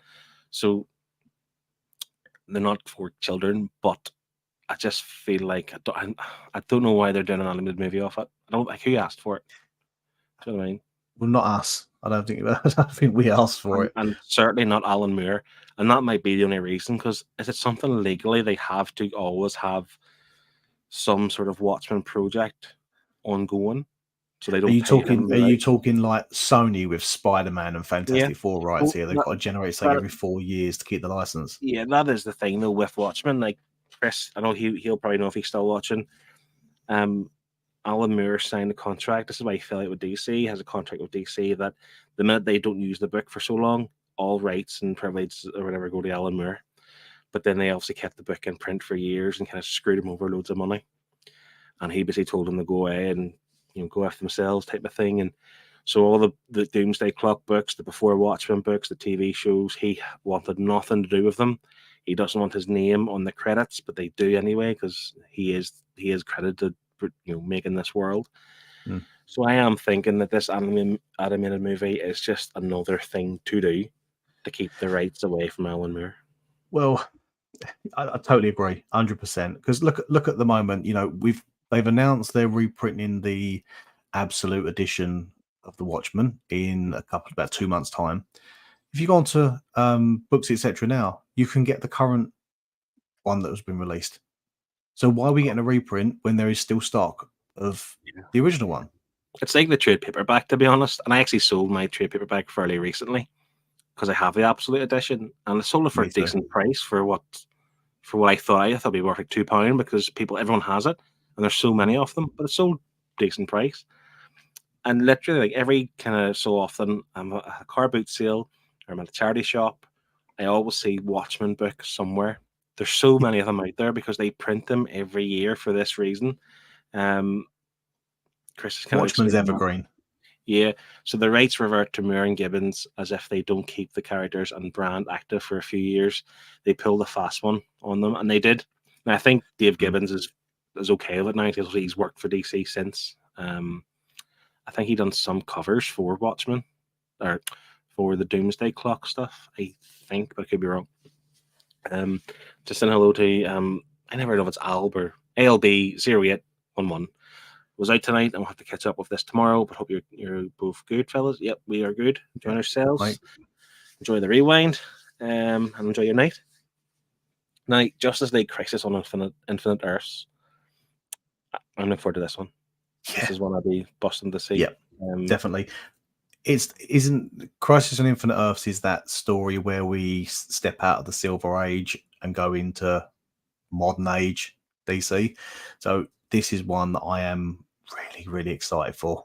This is I'm hoping if it's a long story, break it into two because it will be a long story, I would imagine. Yeah, so break it into two. I'm happy for a part one, part two. Give me as much as possible. Again, talking with you and Shane with the DC universe, and I am actively trying to brush up on the DC stuff. I think you both agree for books wise, this is a good starting point, really, to try and I'll be honest. I have not read the whole of Crisis on Infinite Earths. I've not read it, but from what I can gather, this is the starting point. It's the same way when we look at for Daredevil, it's got to be Frank Miller. It's the starting point where you've got to go on from because the status quo is changed, and a lot of things. Obviously, there's things that have been changed even now from back then. But this is the point where we step out of the Silver Age. So, for the Bronze Age, I'll come one of the two. This is the starting point of where you go forward. Yeah. This is the start of the modern books, essentially. The modern era, even though it was like the mid 80s. I think this was coming out when I was born, 86. Yeah, so we're talking Batman Year One as well, aren't we? That sort of. I can't believe I just told the world the year I was born, 1994. I was born. I've had a tough paper round. Don't feel bad, mate. I'm 86 too. It's all good. 80s babies. Yeah, well, we're getting older, unfortunately. But yes, these are two I'm looking forward to. I mean, I am a big fan of the DC animated stuff, and they do pump them out fairly quickly too. I will watch the Watchmen one, but I'm not sure if we actually need it. I don't want it to be too. It's a cartoon. I don't want to be too bogged down with the heavy stuff that Watchmen comes with. The only question I've got with these two movies, what's his name? James Gunn. So James Gunn's taken his whole new DC forward. Yep. He said games, movies, animated movies would all be interlinked and woven into one universe. Mm-hmm. Are these two movies wrapping up what is currently the animated universe to then move into James Gunn's universe, or are these part of it? That's the question that we're not going to know until we see more. And I think you'll be able to tell just from the art style alone, because obviously the newer DC movies got a very unique art style. Yeah. Because after the one you watched the other day, the art style changed. Oh, does it? It changes. For the worse or for the better. Yeah, you've got some of the Justice League stuff and Justice Society. The artwork sort of becomes a bit more. It's not. I don't know how you explain it. It's a bit like duller. It's not as bright and what we had before. So yeah. Well, I'm interested to see where we get with it. So I've got on my list next is the Green Lantern one, which I forget the title of it. Emerald Knight. Are we talking about the John Stewart one? The John Stewart one, yeah. That is part of this new. Is that okay? This new thing, yeah. Well, they're both expected 2024. Don't know the exact date, but we could also look forward to them. That's the movie stuff. Now to our bread and butter, some comics. This Justice League versus Godzilla versus Kong. I am all over this, by the way. Like, I am massively excited about this. I mean, you've got Godzilla going toe to toe here in this picture with Superman. Like, this is cool. Like, this is really cool. I can't remember who's expected to write this. I don't know if it's. I can't remember if, did they actually announce that who the writer was going to be? Did they? I didn't see, but this I've not seen any of the sort of the key art for it yet. So I've not seen. This is the first time I've seen this. Oh, really? Yeah, I was in on this story, but now I'm even more. Godzilla, Kong. I can see Wonder Woman, Flash, and Supergirl. I am so in on this. Yeah. So I will be getting this in singles and any variant covers that come along. Oh, there are going to be loads of variant covers. All the MonsterVerse stuff will have multiple Kongs and Godzillas and whatever else they have in that MonsterVerse. But yeah, I am all over this. 100%. I have a funny feeling it's Joshua Williamson, but I'm probably going to be wrong. But then if it is, I'm okay with that. Yeah, I'm okay with that. Let's be honest with you. Joshua Williamson done a great job of the Flash run. He's currently writing Green Arrow as well as a couple of other projects he's doing. So he's sort of DC's big name at the moment, isn't he? He's pretty much covering the bulk of what's out there. So if he's writing this, I'm quite happy with that. But if they want to stick a big name on it, you know, if they want to take Mark Waid off of what he's doing on World's Finest and stick him on this, or, you know, put James Tynion on it, or... It's actually we'll say unknown. It's someone I don't know, Brian Buccellato. I don't know who that is. No. Huh. In a way, you've sort of doused my dreams now. Yeah, sorry. We've got Jim Lee. That's not taken away. Yeah, we've got Jim Lee on some of the art, or well, must just be covers, I'd imagine, Jim Lee and Scott Williamson. Yes. Yeah, I mean, I'm still on it. I'm going to get it. I need to look who Brian Buccellato is and what else he's done, just to kind of know the standard to expect. But again, with art like that, I'm checking it out for sure. And this will sell because, like, at the moment, I'm buying a lot of singles and I'm on Whatnot a lot. There's so many people that are hunting down Godzilla titles. I don't know, there's some sort of resurgence for Godzilla. So the fact that this is being released, I think you'd have so many people whipping this up when the singles are dropped. Yeah, I actually picked up a Godzilla book recently too. I can't remember what it is now. It was literally just a complete random buy because of this stuff. And yeah, 100%. I'm all over it. There was another book which I actually don't have a slide for that just came into my mind there. The Gargoyle of Gotham. And it was a Batman book. It's one of the... Wasn't there a trailer for it? There might have been. There was like a small trailer. Let's see if I can announce find that. Yeah, I think there was a trailer to announce that.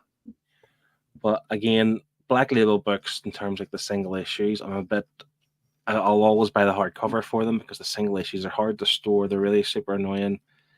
Finding the bag and board, it's magazines that size. Yeah, I don't particularly want to go out and buy a magazine short box just to hold my Black Label stuff when I can wait for the 3 or 4 issues that it has to have in hardcover. Yeah, and the ones I have currently, to be fair, I have them in like a normal box, just on its side, which isn't ideal. But yeah, I've got the trailer, so let's just watch another trailer, shall we? Because we've enjoyed it so much, we'll do it again.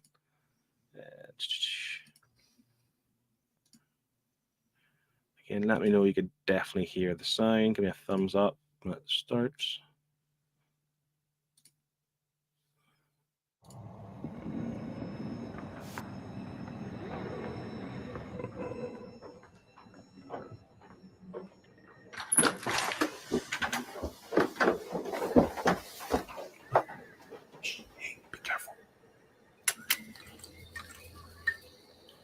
I'm sure to kill him. Of course, I left his body down here.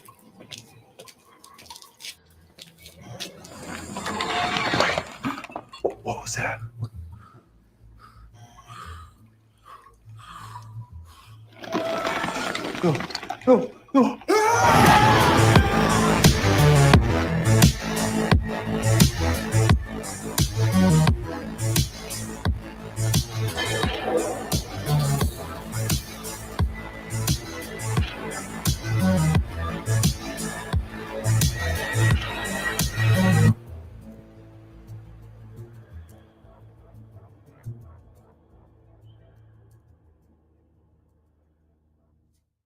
So yeah, book one, September this year.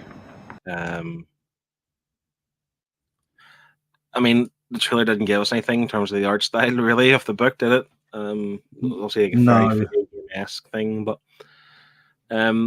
Raphael Grandpa, yeah, I'm gonna grab it whenever it comes in hardcover. It looks dark. I might check it digitally just to see what it's all about. But I don't know. What do you get from the trailer? I'm getting the impression that Batman's maybe a gargoyle that comes to life and attacks people or something. Maybe it's a twist like that. Remember the Gargoyles TV series? Yeah. You know, like they come into. Is he coming to life and fighting justice, and then in the day he goes back to being a gargoyle? I'd imagine. I mean, again, I would imagine it's just one of those things that's playing on the fear of the criminals. You know, like, Batman's not attacking like pedestrians or passersby or whatever. It's like, so the villains have this fear again of Batman, because even the normal Batman books, no one fears Batman anymore. It's not a, if you think of like the Christopher Nolan movies after Batman Begins, it was like the fear that this Batman character is going to get you if you're committing crime. Yeah. Well, that's lost in current day modern Batman comics. It's not a thing anymore. It's not a trope that's used as much because no one fears Batman. Which is a shame, really. That's a key part of Batman that makes him unique. But that's why I think this is going back to that. I'm all up for it. I'm up for it. I think it looks good. GP Venom saying he loves the first person view on that trailer. Yeah, I've always found trailers for comic books really odd. So what I mean, like sometimes they do it and they do it well and they use the art from the books, but like it didn't look like it used the art from the book, so who knows? It might be Resident Evil. Yeah, I was getting Resident Evil vibes there. Resident Evil 100%. But yeah, that's coming out as well. It's September, so that's fairly close, fairly near. And the winner is moving on to the Eisners. Now, the Eisners is like the Academy Awards for comic book creators and publishers alike. And this year, it was fairly dominated by DC. Now, to be fair, you can take this with a pinch of salt. Just because they won the award doesn't mean these are the best books, because we've read some Eisner Award winning books and they're okay. And there's books that aren't Eisner Award winning that are far superior to what stuff I've read.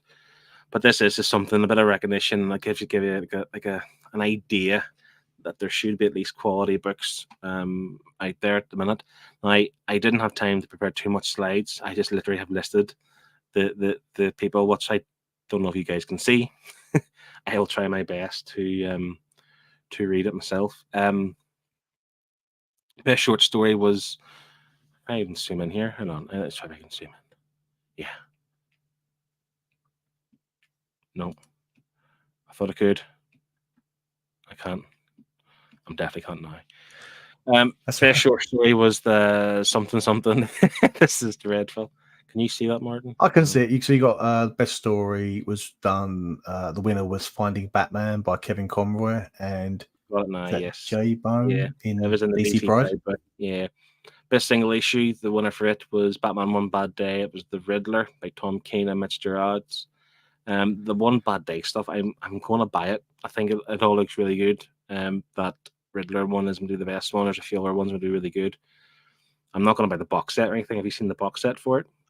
You could buy 2 books with the Killing Joke plus a box to put them all in. Yes, I don't want the Killing Joke. I've got the Absolute. Why do I want the Killing Joke again? I'm just going to buy the single books.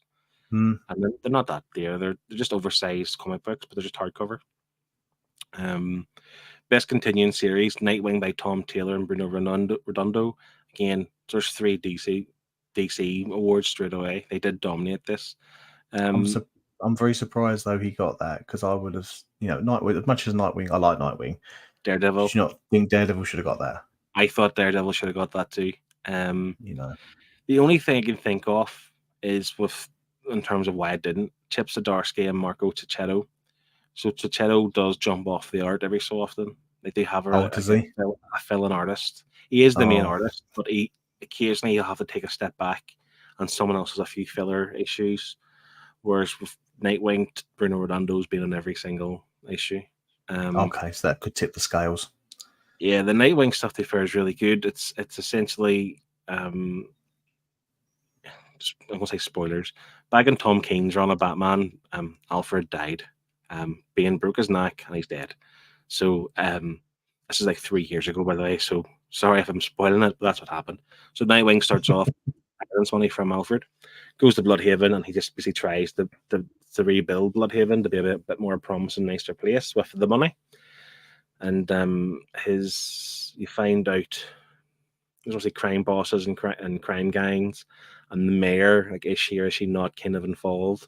I'm not going to say who she is and who she's related to and what her connection with Dick Grayson is, but it's really good dynamic.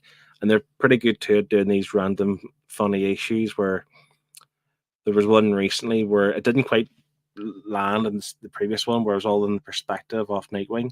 It was all looking through his point of view type of thing. Okay. That wasn't as good as the previous Fancy RDA issue, where they had all like one continuous scene. So you had Nightwing jumping through the buildings up the sides of the fire exits or whatever, and then on a motorbike chasing the gang in a car. Like, it was all just one continuous scene. So much so that I think somewhere in Spain have printed it or painted it or whatever, probably printed it on like a wall somewhere in Spain. So you literally like read the whole comic along the wall. That is cool. So I can see why it won, to be fair. It is good. It goes on to the next one to the right. Best limited series was The Human Target by Tom King and Greg Smallwood. I haven't read it. I have no idea. I know what it is. I'm not a big Tom King fan. No, Tom King does get slated a lot. I haven't read much. I read Mr. Miracle. Really enjoyed it. It's weird and it's hard to read at times, but when you finish the book, you have to fulfill the story. Tom King and Batman was dreadful. I loved it at a certain point, but then it just dragged on so much so that there was issues with literally no words. But it wasn't good. Like, if you're going to do that, at least be good. It was dreadful. I didn't like it. He got kicked off at the end of the day, and now he just does these random miniseries.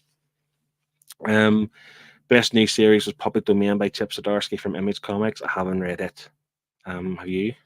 No, I've but outside of Daredevil, I've not touched, and obviously Spider-Man stuff. Yeah, I've not touched anything Chip Zdarsky.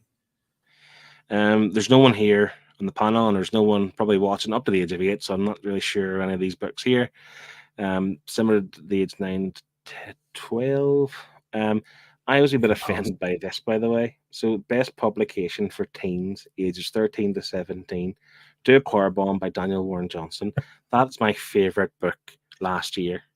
Like, it was phenomenal. Like one of the best things I've ever read, and we may be reading it for the book club soon. Who knows? Like, and I feel like it's good as won an award, but are they trying to offend me by saying like, "Oh, this is for kids"? Like, all comics are for kids. Generally, I take that as I'm still in touch with my youth. Yeah, if it's a 13 to 17 things and I'm liking it, I'm still down with the kids. Yeah.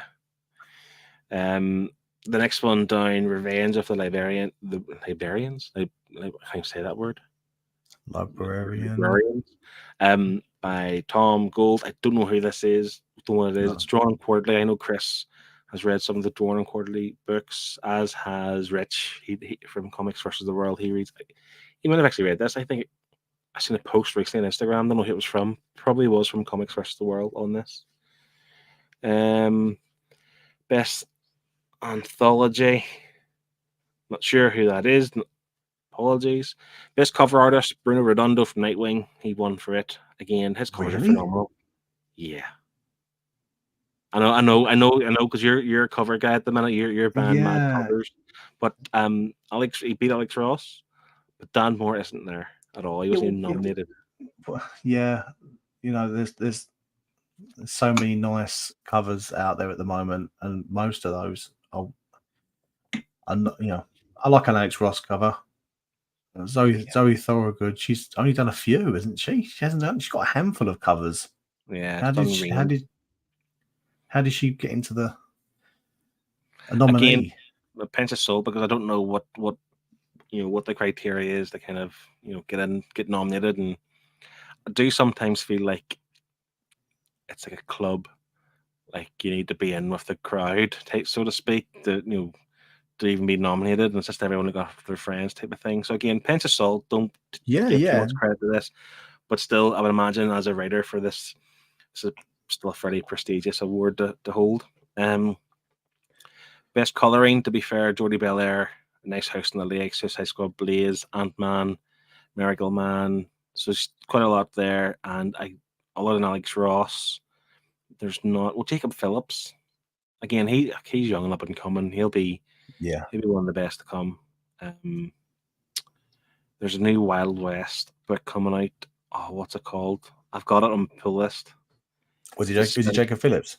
Yeah, it's Jacob Phillips and Chris Condon, who done That Texas Blood. I want to read that. Yeah. I really want to read that. I definitely recommend That Texas Blood. But this new book's a spin-off from it, and I can't remember what it's called. Pass. If anyone knows in the chat, can you let us know? Because I wouldn't mind checking that out.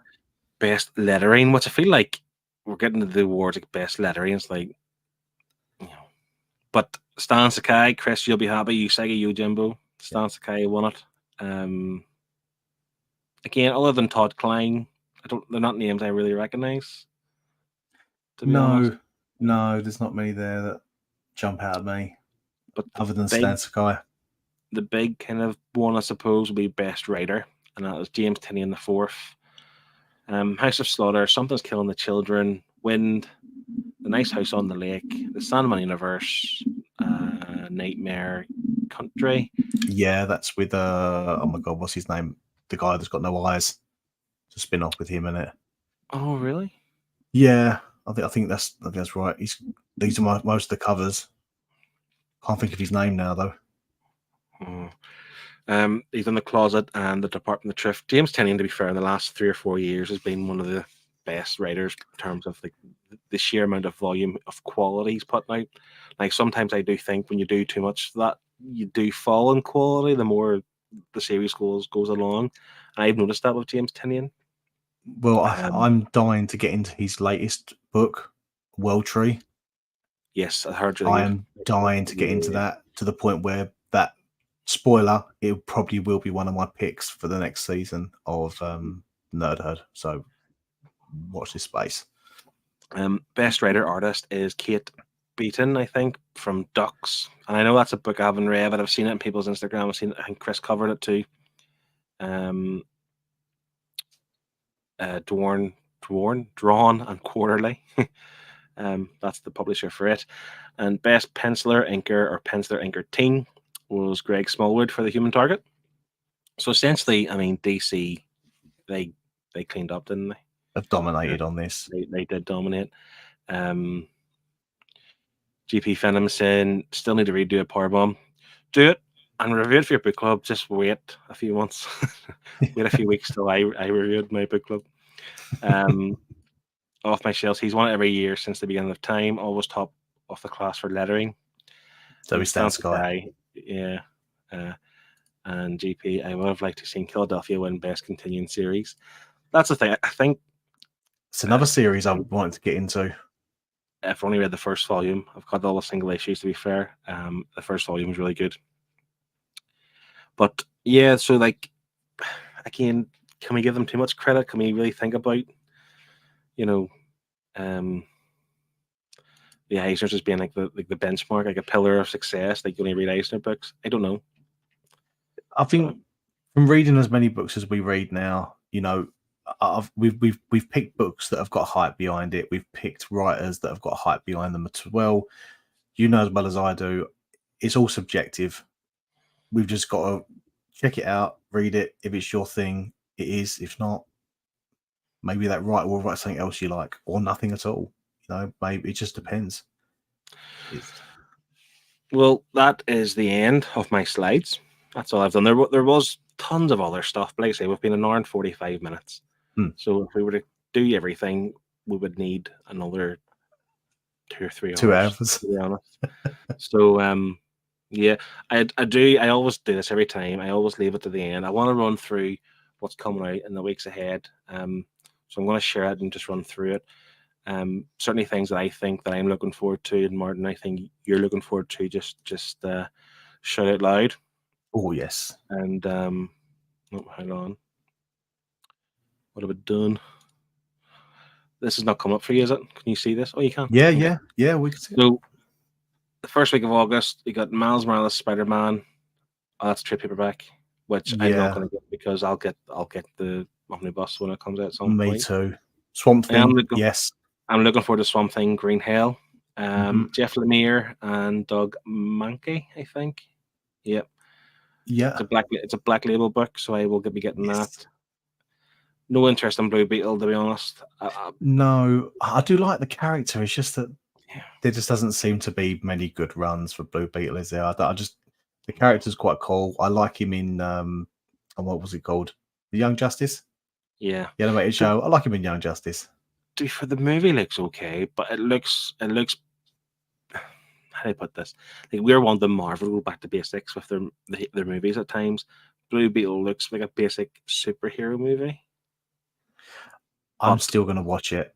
I'm still gonna watch it. I just I'm intrigued. The Doctor Strange Fall Sunrise Treasury Edition. I've seen it on Omar's channel. That's one of those big oversized paperbacks.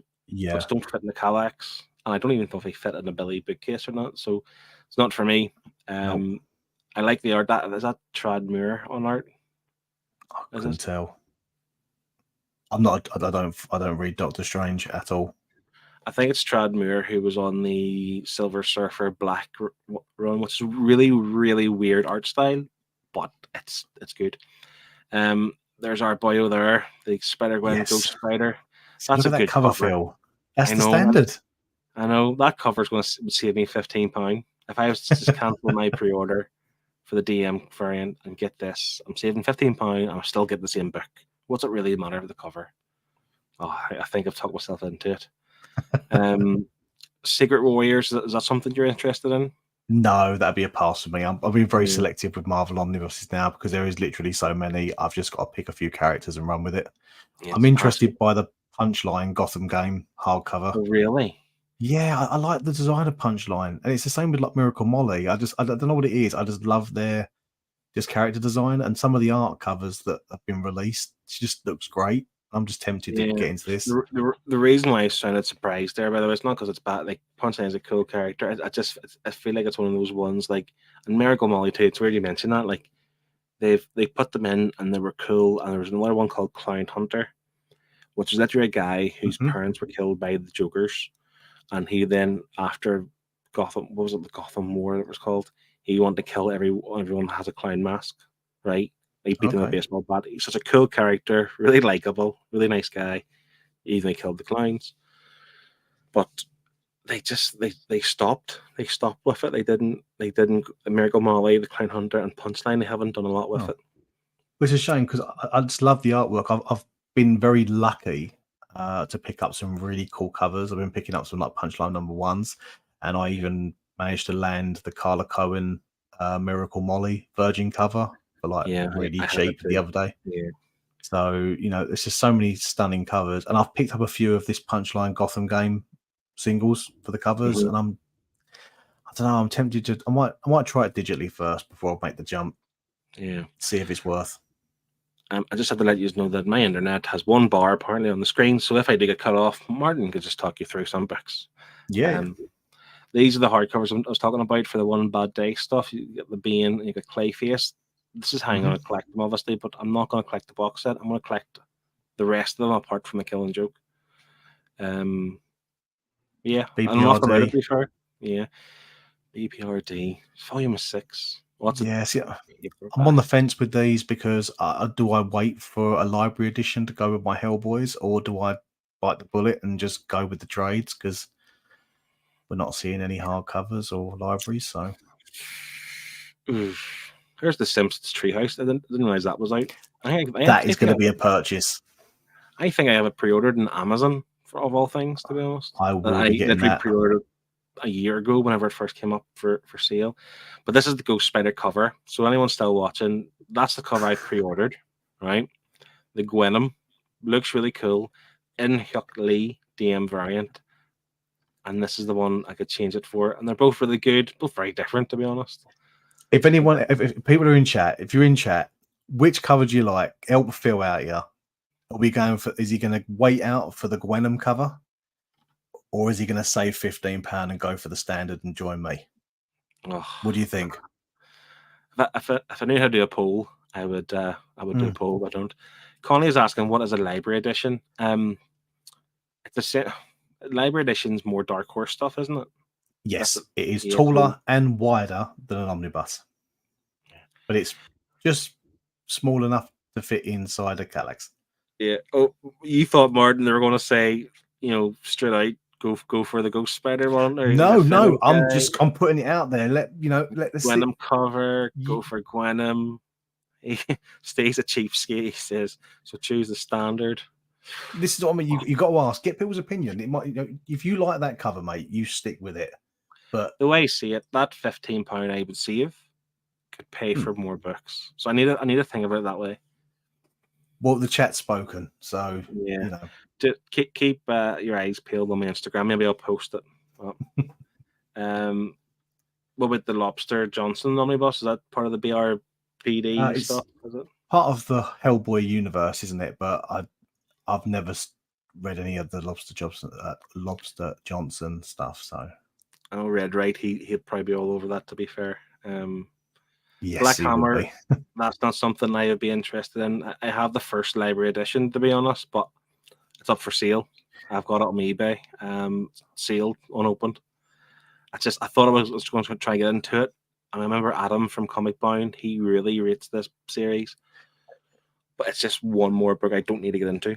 So no, Adam got me into it, and I've got all of them and the World of Black Hammer as well. So I'm just flicking through some I think stands out. A lot of manga. Sorry, Chris, but there's nothing there that I could think that. Yeah. Why is it gonna be so? There's never usually that many. We'll just go to the following week. So the next week in August. Yeah, move to the next week. So I think we guys got some good books coming out this month. Yeah, there's they are. Peter J. Tomasi, Detective Omnibus, and he did post a picture of it on his Instagram. And that sounds really daft, right? It's nice and shiny looking. It just looks like something I want to own, and I don't have it pre-ordered, but I'm probably going to nab it. And if I bought the Ghost Spider, the standard cover, that's £15 I could have towards that. That is true. But depends what you want on your shelf, doesn't it? If you want that cover. Yeah. Oh, I don't know. Oblivion Song Compendium, I have all the single issues, but something I'd recommend is a really good story. There's 36 issues in total. Really enjoyed it. Mark Miller. It's not Mark Miller. Robert Kirkman. Yep. Yeah, Robert Kirkman. And he, it's essentially like something happens, and there's like two kind of universes, and one guy can go between the two of them, trying to find his brother and all this kind of stuff. It's really good, really interesting, really sci-fi.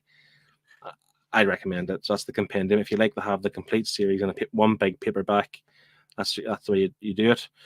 We're both getting the Amazing Spider-Man Volume 4, I'm assuming. Yes, we are, but we're getting the one on the next row. Yep. Because we're silly and going for the very expensive DM.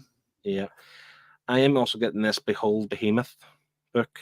Okay. It's trade paperback. I got issue 1, and I'll be honest, I can't remember it, but I really liked it, and I pre-ordered it after reading the first issue. So, yeah, I think keep your eyes peeled for that. Yeah, I wish I could tell you more. My memory isn't great. Like I say, I'm born 1986. So yeah. I did see it. Sorry, at the top, you got the next lot of like Batman trade paperbacks coming out for anyone that's collecting trades. We're catching up on the Batman books now. So, and you've got Lazarus Planet. That's the thing. That's the James Tynion stuff. So that's like, this is the thing about DC paperbacks. They've got the Flash stuff out, which is good because they don't have the hardcovers for them. But they release the hardcovers, then sometimes like the deluxe hardcovers, and then they'll release the paperbacks. But James Yes. Tynion hasn't written a Batman book in a year. That's how They're usually a year behind, aren't they? The trades. Yeah. The trades usually a year, but Batman is one of the very few books now that do get the hardcover treatment first. As you say, Flash and Wonder Woman and stuff like that, they're straight to trade. As well, I did miss the Lazarus Planet hardcover. It's something I haven't read, but I know for DC this year they've got Lazarus Planet, they've got the current Night Terrors, and it's a Gotham War at the end of the year. That's their 3 big kind of events, really. So, yeah, Gotham War. Yeah, so that's coming out as well on August the 8th. The Ambassadors trade paperback. That's again, if you read the big game issue, came out last week, which was like Mark Miller's Image Comics, like the Miller World stuff. It's all coming together in one big event. It's called Big Game, and the Ambassadors plays its part in it. So that, again, that's something you could check out. I haven't read it, so I can't recommend it as such. Did we skip over anything? Absolute Attack on Titan. Attack on Titan. I know Chris is a big fan of them too. That's something that looks really good, to be fair. Attack on Titan, something I might try and get into. But what scares me is like, this is 12. This is the bigger editions, which I think have like 3 of the original volumes in one of these. Yeah, I think the Colossal edition is the one that's got the big Oh, one. I mean, Chris has gone back and forth, hasn't he? Bless him. He's gone back and forth between the Colossal edition and the Tuggerbands. I don't know that one. Oh, my Alexa doesn't know it either. Yeah, she doesn't know it either. Absolute Preacher. I'm not going to buy the Absolute editions because I haven't read the book yet. I have the first paperback book, book 1, which may be coming to the book club near you soon. Oh. So it's something I want to read. And here's The World of Manga, which I know nothing about, so apologize, I can't recommend. 16th of August. This is the big one, I think. And I literally mean the big one. This is the Immortal Hulk Omnibus. This is the Al Ewing stuff, which I want to buy. I just don't want to pay £150 for it. Yeah, but have you seen the size of it? Have you seen Omar's post on Instagram? It's huge. I think if you drop it on somebody, you'd kill them. It's this book that's starting to put me off of large omnibuses because that's just ridiculous. What is it, like 1,700 pages? And they would make more money if they divided it into 2. Yep. Couldn't agree. I would have bought it if it went into 2. Yeah, because it'd be cheaper per each, but it'd be a larger amount overall. There's some more. The Batman. That's volume 2. That's the Batman at Gotham hardcover. So that must be the Chip Zdarsky stuff. It is actually. Yeah.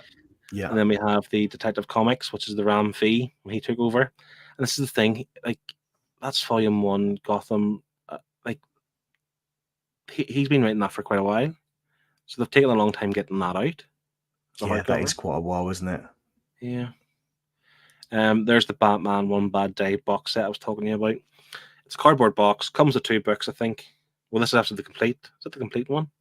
I don't. How much is it? 159. That's what better have every single one. $150. Yeah, no thanks. Yeah, but then again, there's the Ra's al Ghul single one. So, I will be getting the Nightwing Joker War trade paperback and the Wonder Woman trade paper there. Yeah, that Wonder Woman one is the final one. Yeah, it's the final one to wrap up to pretty much where we are at issue 800 before we move on. Interesting. Have you read it? No, I've been collecting it recently to read, so I've now got the full run. So I'm gonna. I kind of lost track what happened to Wonder Woman because she became this, like it was a death metal. She became this higher being. No, it wasn't death metal. It was something else, some other event. She became so many of them. Yeah, so I just kind of lost track of Wonder Woman. There's the Alex Ross Immortal Hulk cover, which looks pretty sweet. Yeah. Magic Order Volume 4. I haven't read this volume yet, but overall I love the Magic Order as you do too, Martin. Yes, you sold me on that one. Yeah. And V for Vendetta. I'm tempted to get that. Yeah, absolute. Yeah, I think I remember Chris's video, and he's a big fan of Alan Moore in general. I love V for Vendetta. Yeah, I might do that. You know, I love a good Absolute edition as well. Yeah, that's on my radar. Maybe not straight away, but eventually maybe I'll pick it up. Find a good bargain somewhere. There's another cheeky omnibus in there for someone that hasn't picked it up yet. Wonder Woman by Brian Azzarello and Cliff Chang. For anybody that didn't pick it up first time round, they are reprinting it. again. Is It's it the a new volume 52 one or is run. it complete? It's their particular run on the new 52. It's not complete. Mm. I don't think it's complete. I think it's complete. No, I don't think it's complete. But it's their section of the run. Yeah. There's that there. Frank Miller's Daredevil Artist Edition. That's what Chris was talking about. IDW publishing. Oh God, That's yeah. they did do a Spider-Man one recently. So it is weird the way they do those. I wonder how why. IDW do it. I'd imagine it's to save Marvel set like the cost of producing the book, but they're still getting money because IDW have to pay them for something. So maybe that's what it is, but a bit of extra money. To be honest, have to IDW do produce work a for better it. book as well, don't they? They produce a better quality book than Marvel. Aye, Marvel. That's the problem with Marvel. This is the reason why I don't like their paperbacks, by the way, because they're too thin. Because the paper quality is shocking. I'm actually interested in this Teen Titans Go box set. I love the show. Me and my kids watch it. And there was a previous box set that came out a while back, and then gets to something I'm thinking. I mean, I buy these books and I keep them because I think one day my kids are going to enjoy them with me. Yeah. Probably won't happen. They'll probably hate me and hate comic books whenever they're teenagers, but I just like the idea of having books that we can all read together. So I might grab this Teen Titans Go because we all love the show. Yeah, why not, mate? Yeah. But again, we're delved into some manga here, so we'll move on to the 23rd of August. Detective Comics Joker War book. There is the Green Lantern Corps, Peter J. Tomasi and Patrick Gleason omnibus. That's another one which is probably... I haven't pre-ordered it, but I'm probably going to buy it, to be honest. I'm going to buy it. It's going to sit very nicely next to my Green Lantern by Jeff John omnibuses. They come hand in hand. The stories cross over as well. Sinestro War. You know, yeah. You need, yeah. I'm going to get it. I know I am. The Punisher, the King of Killers book 2. To be fair, I haven't read it, but I know Pete is a big fan of this. GP, am I right? Did you do this in your book review club? I think that in the first volume, I think they did. I think it was the first show. But I want an oversized hardcover of it. I just don't like Marvel trade paperbacks. I want this to be oversized. The complete story. It's only 12 issues, so they'll do it eventually. I've never read any Punisher books. Like, I'm hoping someone picks it soon on the. If you're into the Chip Zdarsky Daredevil, this ties into that. Oh, okay. Kind of. Well, I don't know for definite, but this version of the Punisher comes into the Daredevil books. So it's the cool. All right. He takes the hand, and he is the hand. Like Punisher becomes like the leader of the hand or something. So he's very much involved in it. I just don't know to what extent. I haven't read up to date yet. I haven't read this, but I know he's in the Daredevil book. Miles Morales, Spider-Man by Saladin Ahmed. I'm on this, and I am all the way. I'm on that cover. It doesn't say if it's a DM. That's the DM. I'm on the DM cover. Yeah. Yeah, that's the DM. It matches the other two DM covers for the latest reprints of Miles. Yeah. So I'll be getting that. I'm on that. Wonder Woman Black and Gold trade paperback. I didn't even know was there a hardcover for that, because if there was, I probably yes, yeah, there is a hardcover. I've got the hardcover. It should be on Books Etc. Mate. If you want it, it's still available. I might grab that because I think it was oversized. Or is it a standard hardcover? Standard. Oh, okay. Standard. Yeah. Shame. The Last Slayer, the Vampire Slayer. I'm not in the Buffy books. I wish I was. I love the show, but that's something that could tickle your fancy. And then we're going There's a book there that Highland G always rates. Go Loser Ranger. Loser Ranger, yeah, it's his latest. The manga. Yeah. Next volume. It sounds really interesting, to be honest. Yeah. It's not something I'll grab, but it does sound really good. Giant Days, what am I thinking? Is that who's on that? I can't think who the writer is, but Giant Days is telling me that's sought after, but it could be wrong. The Sandman stuff, to be fair, absolute edition of the Overture. I'm getting into Sandman again. We read the volume 1 for the book club home time. Yeah. I wasn't sold on it at all. But then I listened to the Audible and it's phenomenal. Have you I listened to love the the Audible Sandman yourself? universe. No, I've watched the first season. I've watched the whole Netflix show. Is it good? I have And to see it myself. oh, it's fantastic. I enjoyed it. I can only speak from my experience, but I really, really liked it. I wasn't a big fan of them changing Lucifer to a woman, but that's fine. She done a great job of playing Lucifer. So I To be want to fair, read like I more. say, haven't not read the book, haven't not watched the TV show. For me, the Audible is incredible. It's a really great cast of actors and who are voicing the characters. I feel like that's the main. I feel like that is the main medium of it or whatever. So you need to kind of, because isn't what's his name? The main character. I can't think the name's gone from me now. He's voiced by Dream. He's voiced by Professor X. I can't think of his name. If you're in the chat, James McAvoy, that's the one. Yeah, it is him, and they've loads of others.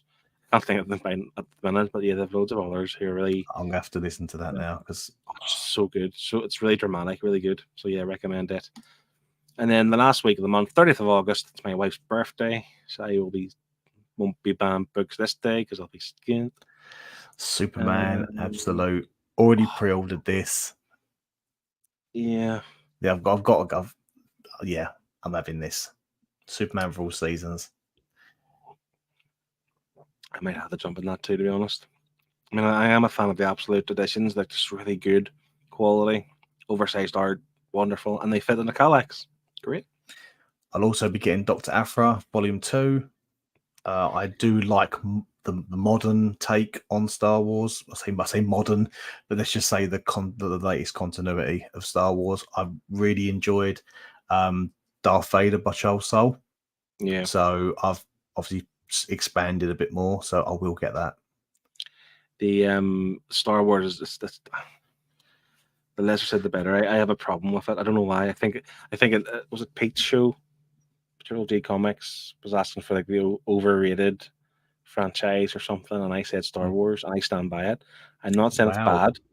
I'm not saying it's bad. Please do not unsub and cancel me and all the rest of it. I do think it's overrated. Doesn't mean it's not good. It's overrated. But it's like the most overrated thing in the world. Like literally, there's like Star Wars Celebration. It has its own Comic Con. Do you know what I mean? It has its own ride on Universal or Disney, whatever it is. It has like 1,000,001 shows all around the Skywalkers. I like it, but I feel definition of overrated, in my opinion. I'm not the biggest Star Wars fan. I love the movies. I haven't dived into sort of the wider continuity of Star Wars, with what people read. But as soon as I read Charles Soule's Darth Vader run, it sort of runs alongside. I love that comment from Connie there. I read it because it does fall in line with the movies. Like you can actually fit it in between the movies, which is why it interested me. You told me that a few months back. It kind of got me interested in trying to pick up some of the omnibuses and stuff. But I'm not going to.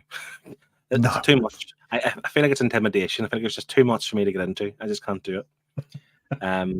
So yeah, I do apologize if I have upset anyone. It's not for me. I love what I get, but I don't delve too much into it. Yeah, so don't unsub. I like Star Wars, so don't unsub. Yeah, so stay here for now. just for Martin, not for me. Connie is saying Superman is one character I am just not interested in. To be honest, Superman Red Sun. You don't have to be interested in Superman to read this and love it. It's great. This is where Superman, as a what if book or a Elseworld book, like what if he landed like a day later and was in Russia? Such a good story. He becomes like, instead of like the American, what's it called for Truth, Justice, and the American Way, it's like the Russian version of it. And of course, Lex Luthor is the president of the United States. It's great. Like it really is good. Again, Elseworlds, you can read it, one and done, have done with it, and just really enjoy it. So I'd recommend it. You mentioned the Joker War stuff. Are you getting the Batgirl Joker War? Oh, yes, I will. I love Batgirl. She's one of my favorite characters, and this is the final trade to wrap up the Rebirth run. Sorry, I don't know that. Sorry, my Alexa's got too much to say tonight. She does. Um, The Electra, Black, White, and Blood. That's one of those kind of anthology. Is it an anthology? I think it is, where it's like, obviously it's black, white, and blood. Like it's all like one of those ones where it just pops it, and it does look good. I think I read the first issue and it was only okay, but it looks great for what it's worth. I like Elektra as a character, so Yeah. I'll give it a go. That does interest me. There was a different around the same time. There was another Electra 3-issue mini came out that tied in the Daredevil stuff. I can't remember what it's called. The woman without fear? Yes, Woman Without Fear. It's better than that. It's a okay. far superior book, yeah. There's some what we call the Invincible Iron Man Omnibus Volume 1. I'm not getting it, but again, I know a lot of people are excited for that. Well, they're giving it a chance, aren't they? They're going back and Yeah. reprinting the first Iron Man, so if you want more, jump on it. Yeah. Where are we at? So yeah, it's a packed month, but I don't think it's too bad. Actually, I'm lying. There's loads of absolutes in there, and absolutes are pricey when they first come out. It's manageable. I think where we Yeah. are, where we're not picking up everything, we're being very selective. I think it's manageable. Yeah. Well, if we do a haul, if we do an Omnifuss video next month, the end of August, you'll see some of these books. You'll see some of these books, hopefully. And probably a lot more than the books I've seen, like only the 4 books each we've seen tonight. So yeah, that is what all the Omnifuss is all about. That's been it's been great. 2 hours, 12 minutes. It's not too long. Could be 3 hours, but we're gonna wrap it up now. Yeah, it could be. The SDCC stuff, so much to talk about, so much to get excited about. The best time of the year if you're just like overall nerd. There's so many things. If you're collecting action figures, toys, movies, TV shows, everything comes out. It's like Christmas for everyone. San Diego Comic Con. Funko Pops, whatever floats your boat. There's so much to do, and we could have covered a lot more stuff, but again, we'll be here all night. But 11:15, where we are, it's approaching my bedtime. That's been a blast, Martin. Thanks very much for joining me. And no, thanks for having me, mate. Always a pleasure. Like I say, we've went through what's coming out next month. We've talked about the PlayStation stuff. Essentially, for the year 2023, we're going to be broke. Pretty much. Yeah. That's it. Yeah. Time for a new credit card. I know. Thanks very much. This Wednesday, we have got Daredevil, Volume 1, No Fear. That's Chip Zdarsky for the book club. So please do check us out for that. Oh, please check Kevin's draw along videos. He done Batwoman recently. We reviewed Batwoman Elegy there on Wednesday, so it's up on the channel for to watch. Give it a watch. It was a great book, by the way. It was good. It's amazing artwork in it. And we've got other things coming up soon as well. We've got other things planned. So there's a few things. We're trying to be more active on the webs. We're trying to do more of this just for our own selves. We enjoy it, so why don't you do it once a week? We're going to do more of it going forward, and that's all 4 of us doing it too. So everyone, thanks very much for watching. If you're on the rewind, thanks very much. Enjoy the rest of your evening, day, wherever you are, and we'll see you next time. Take care.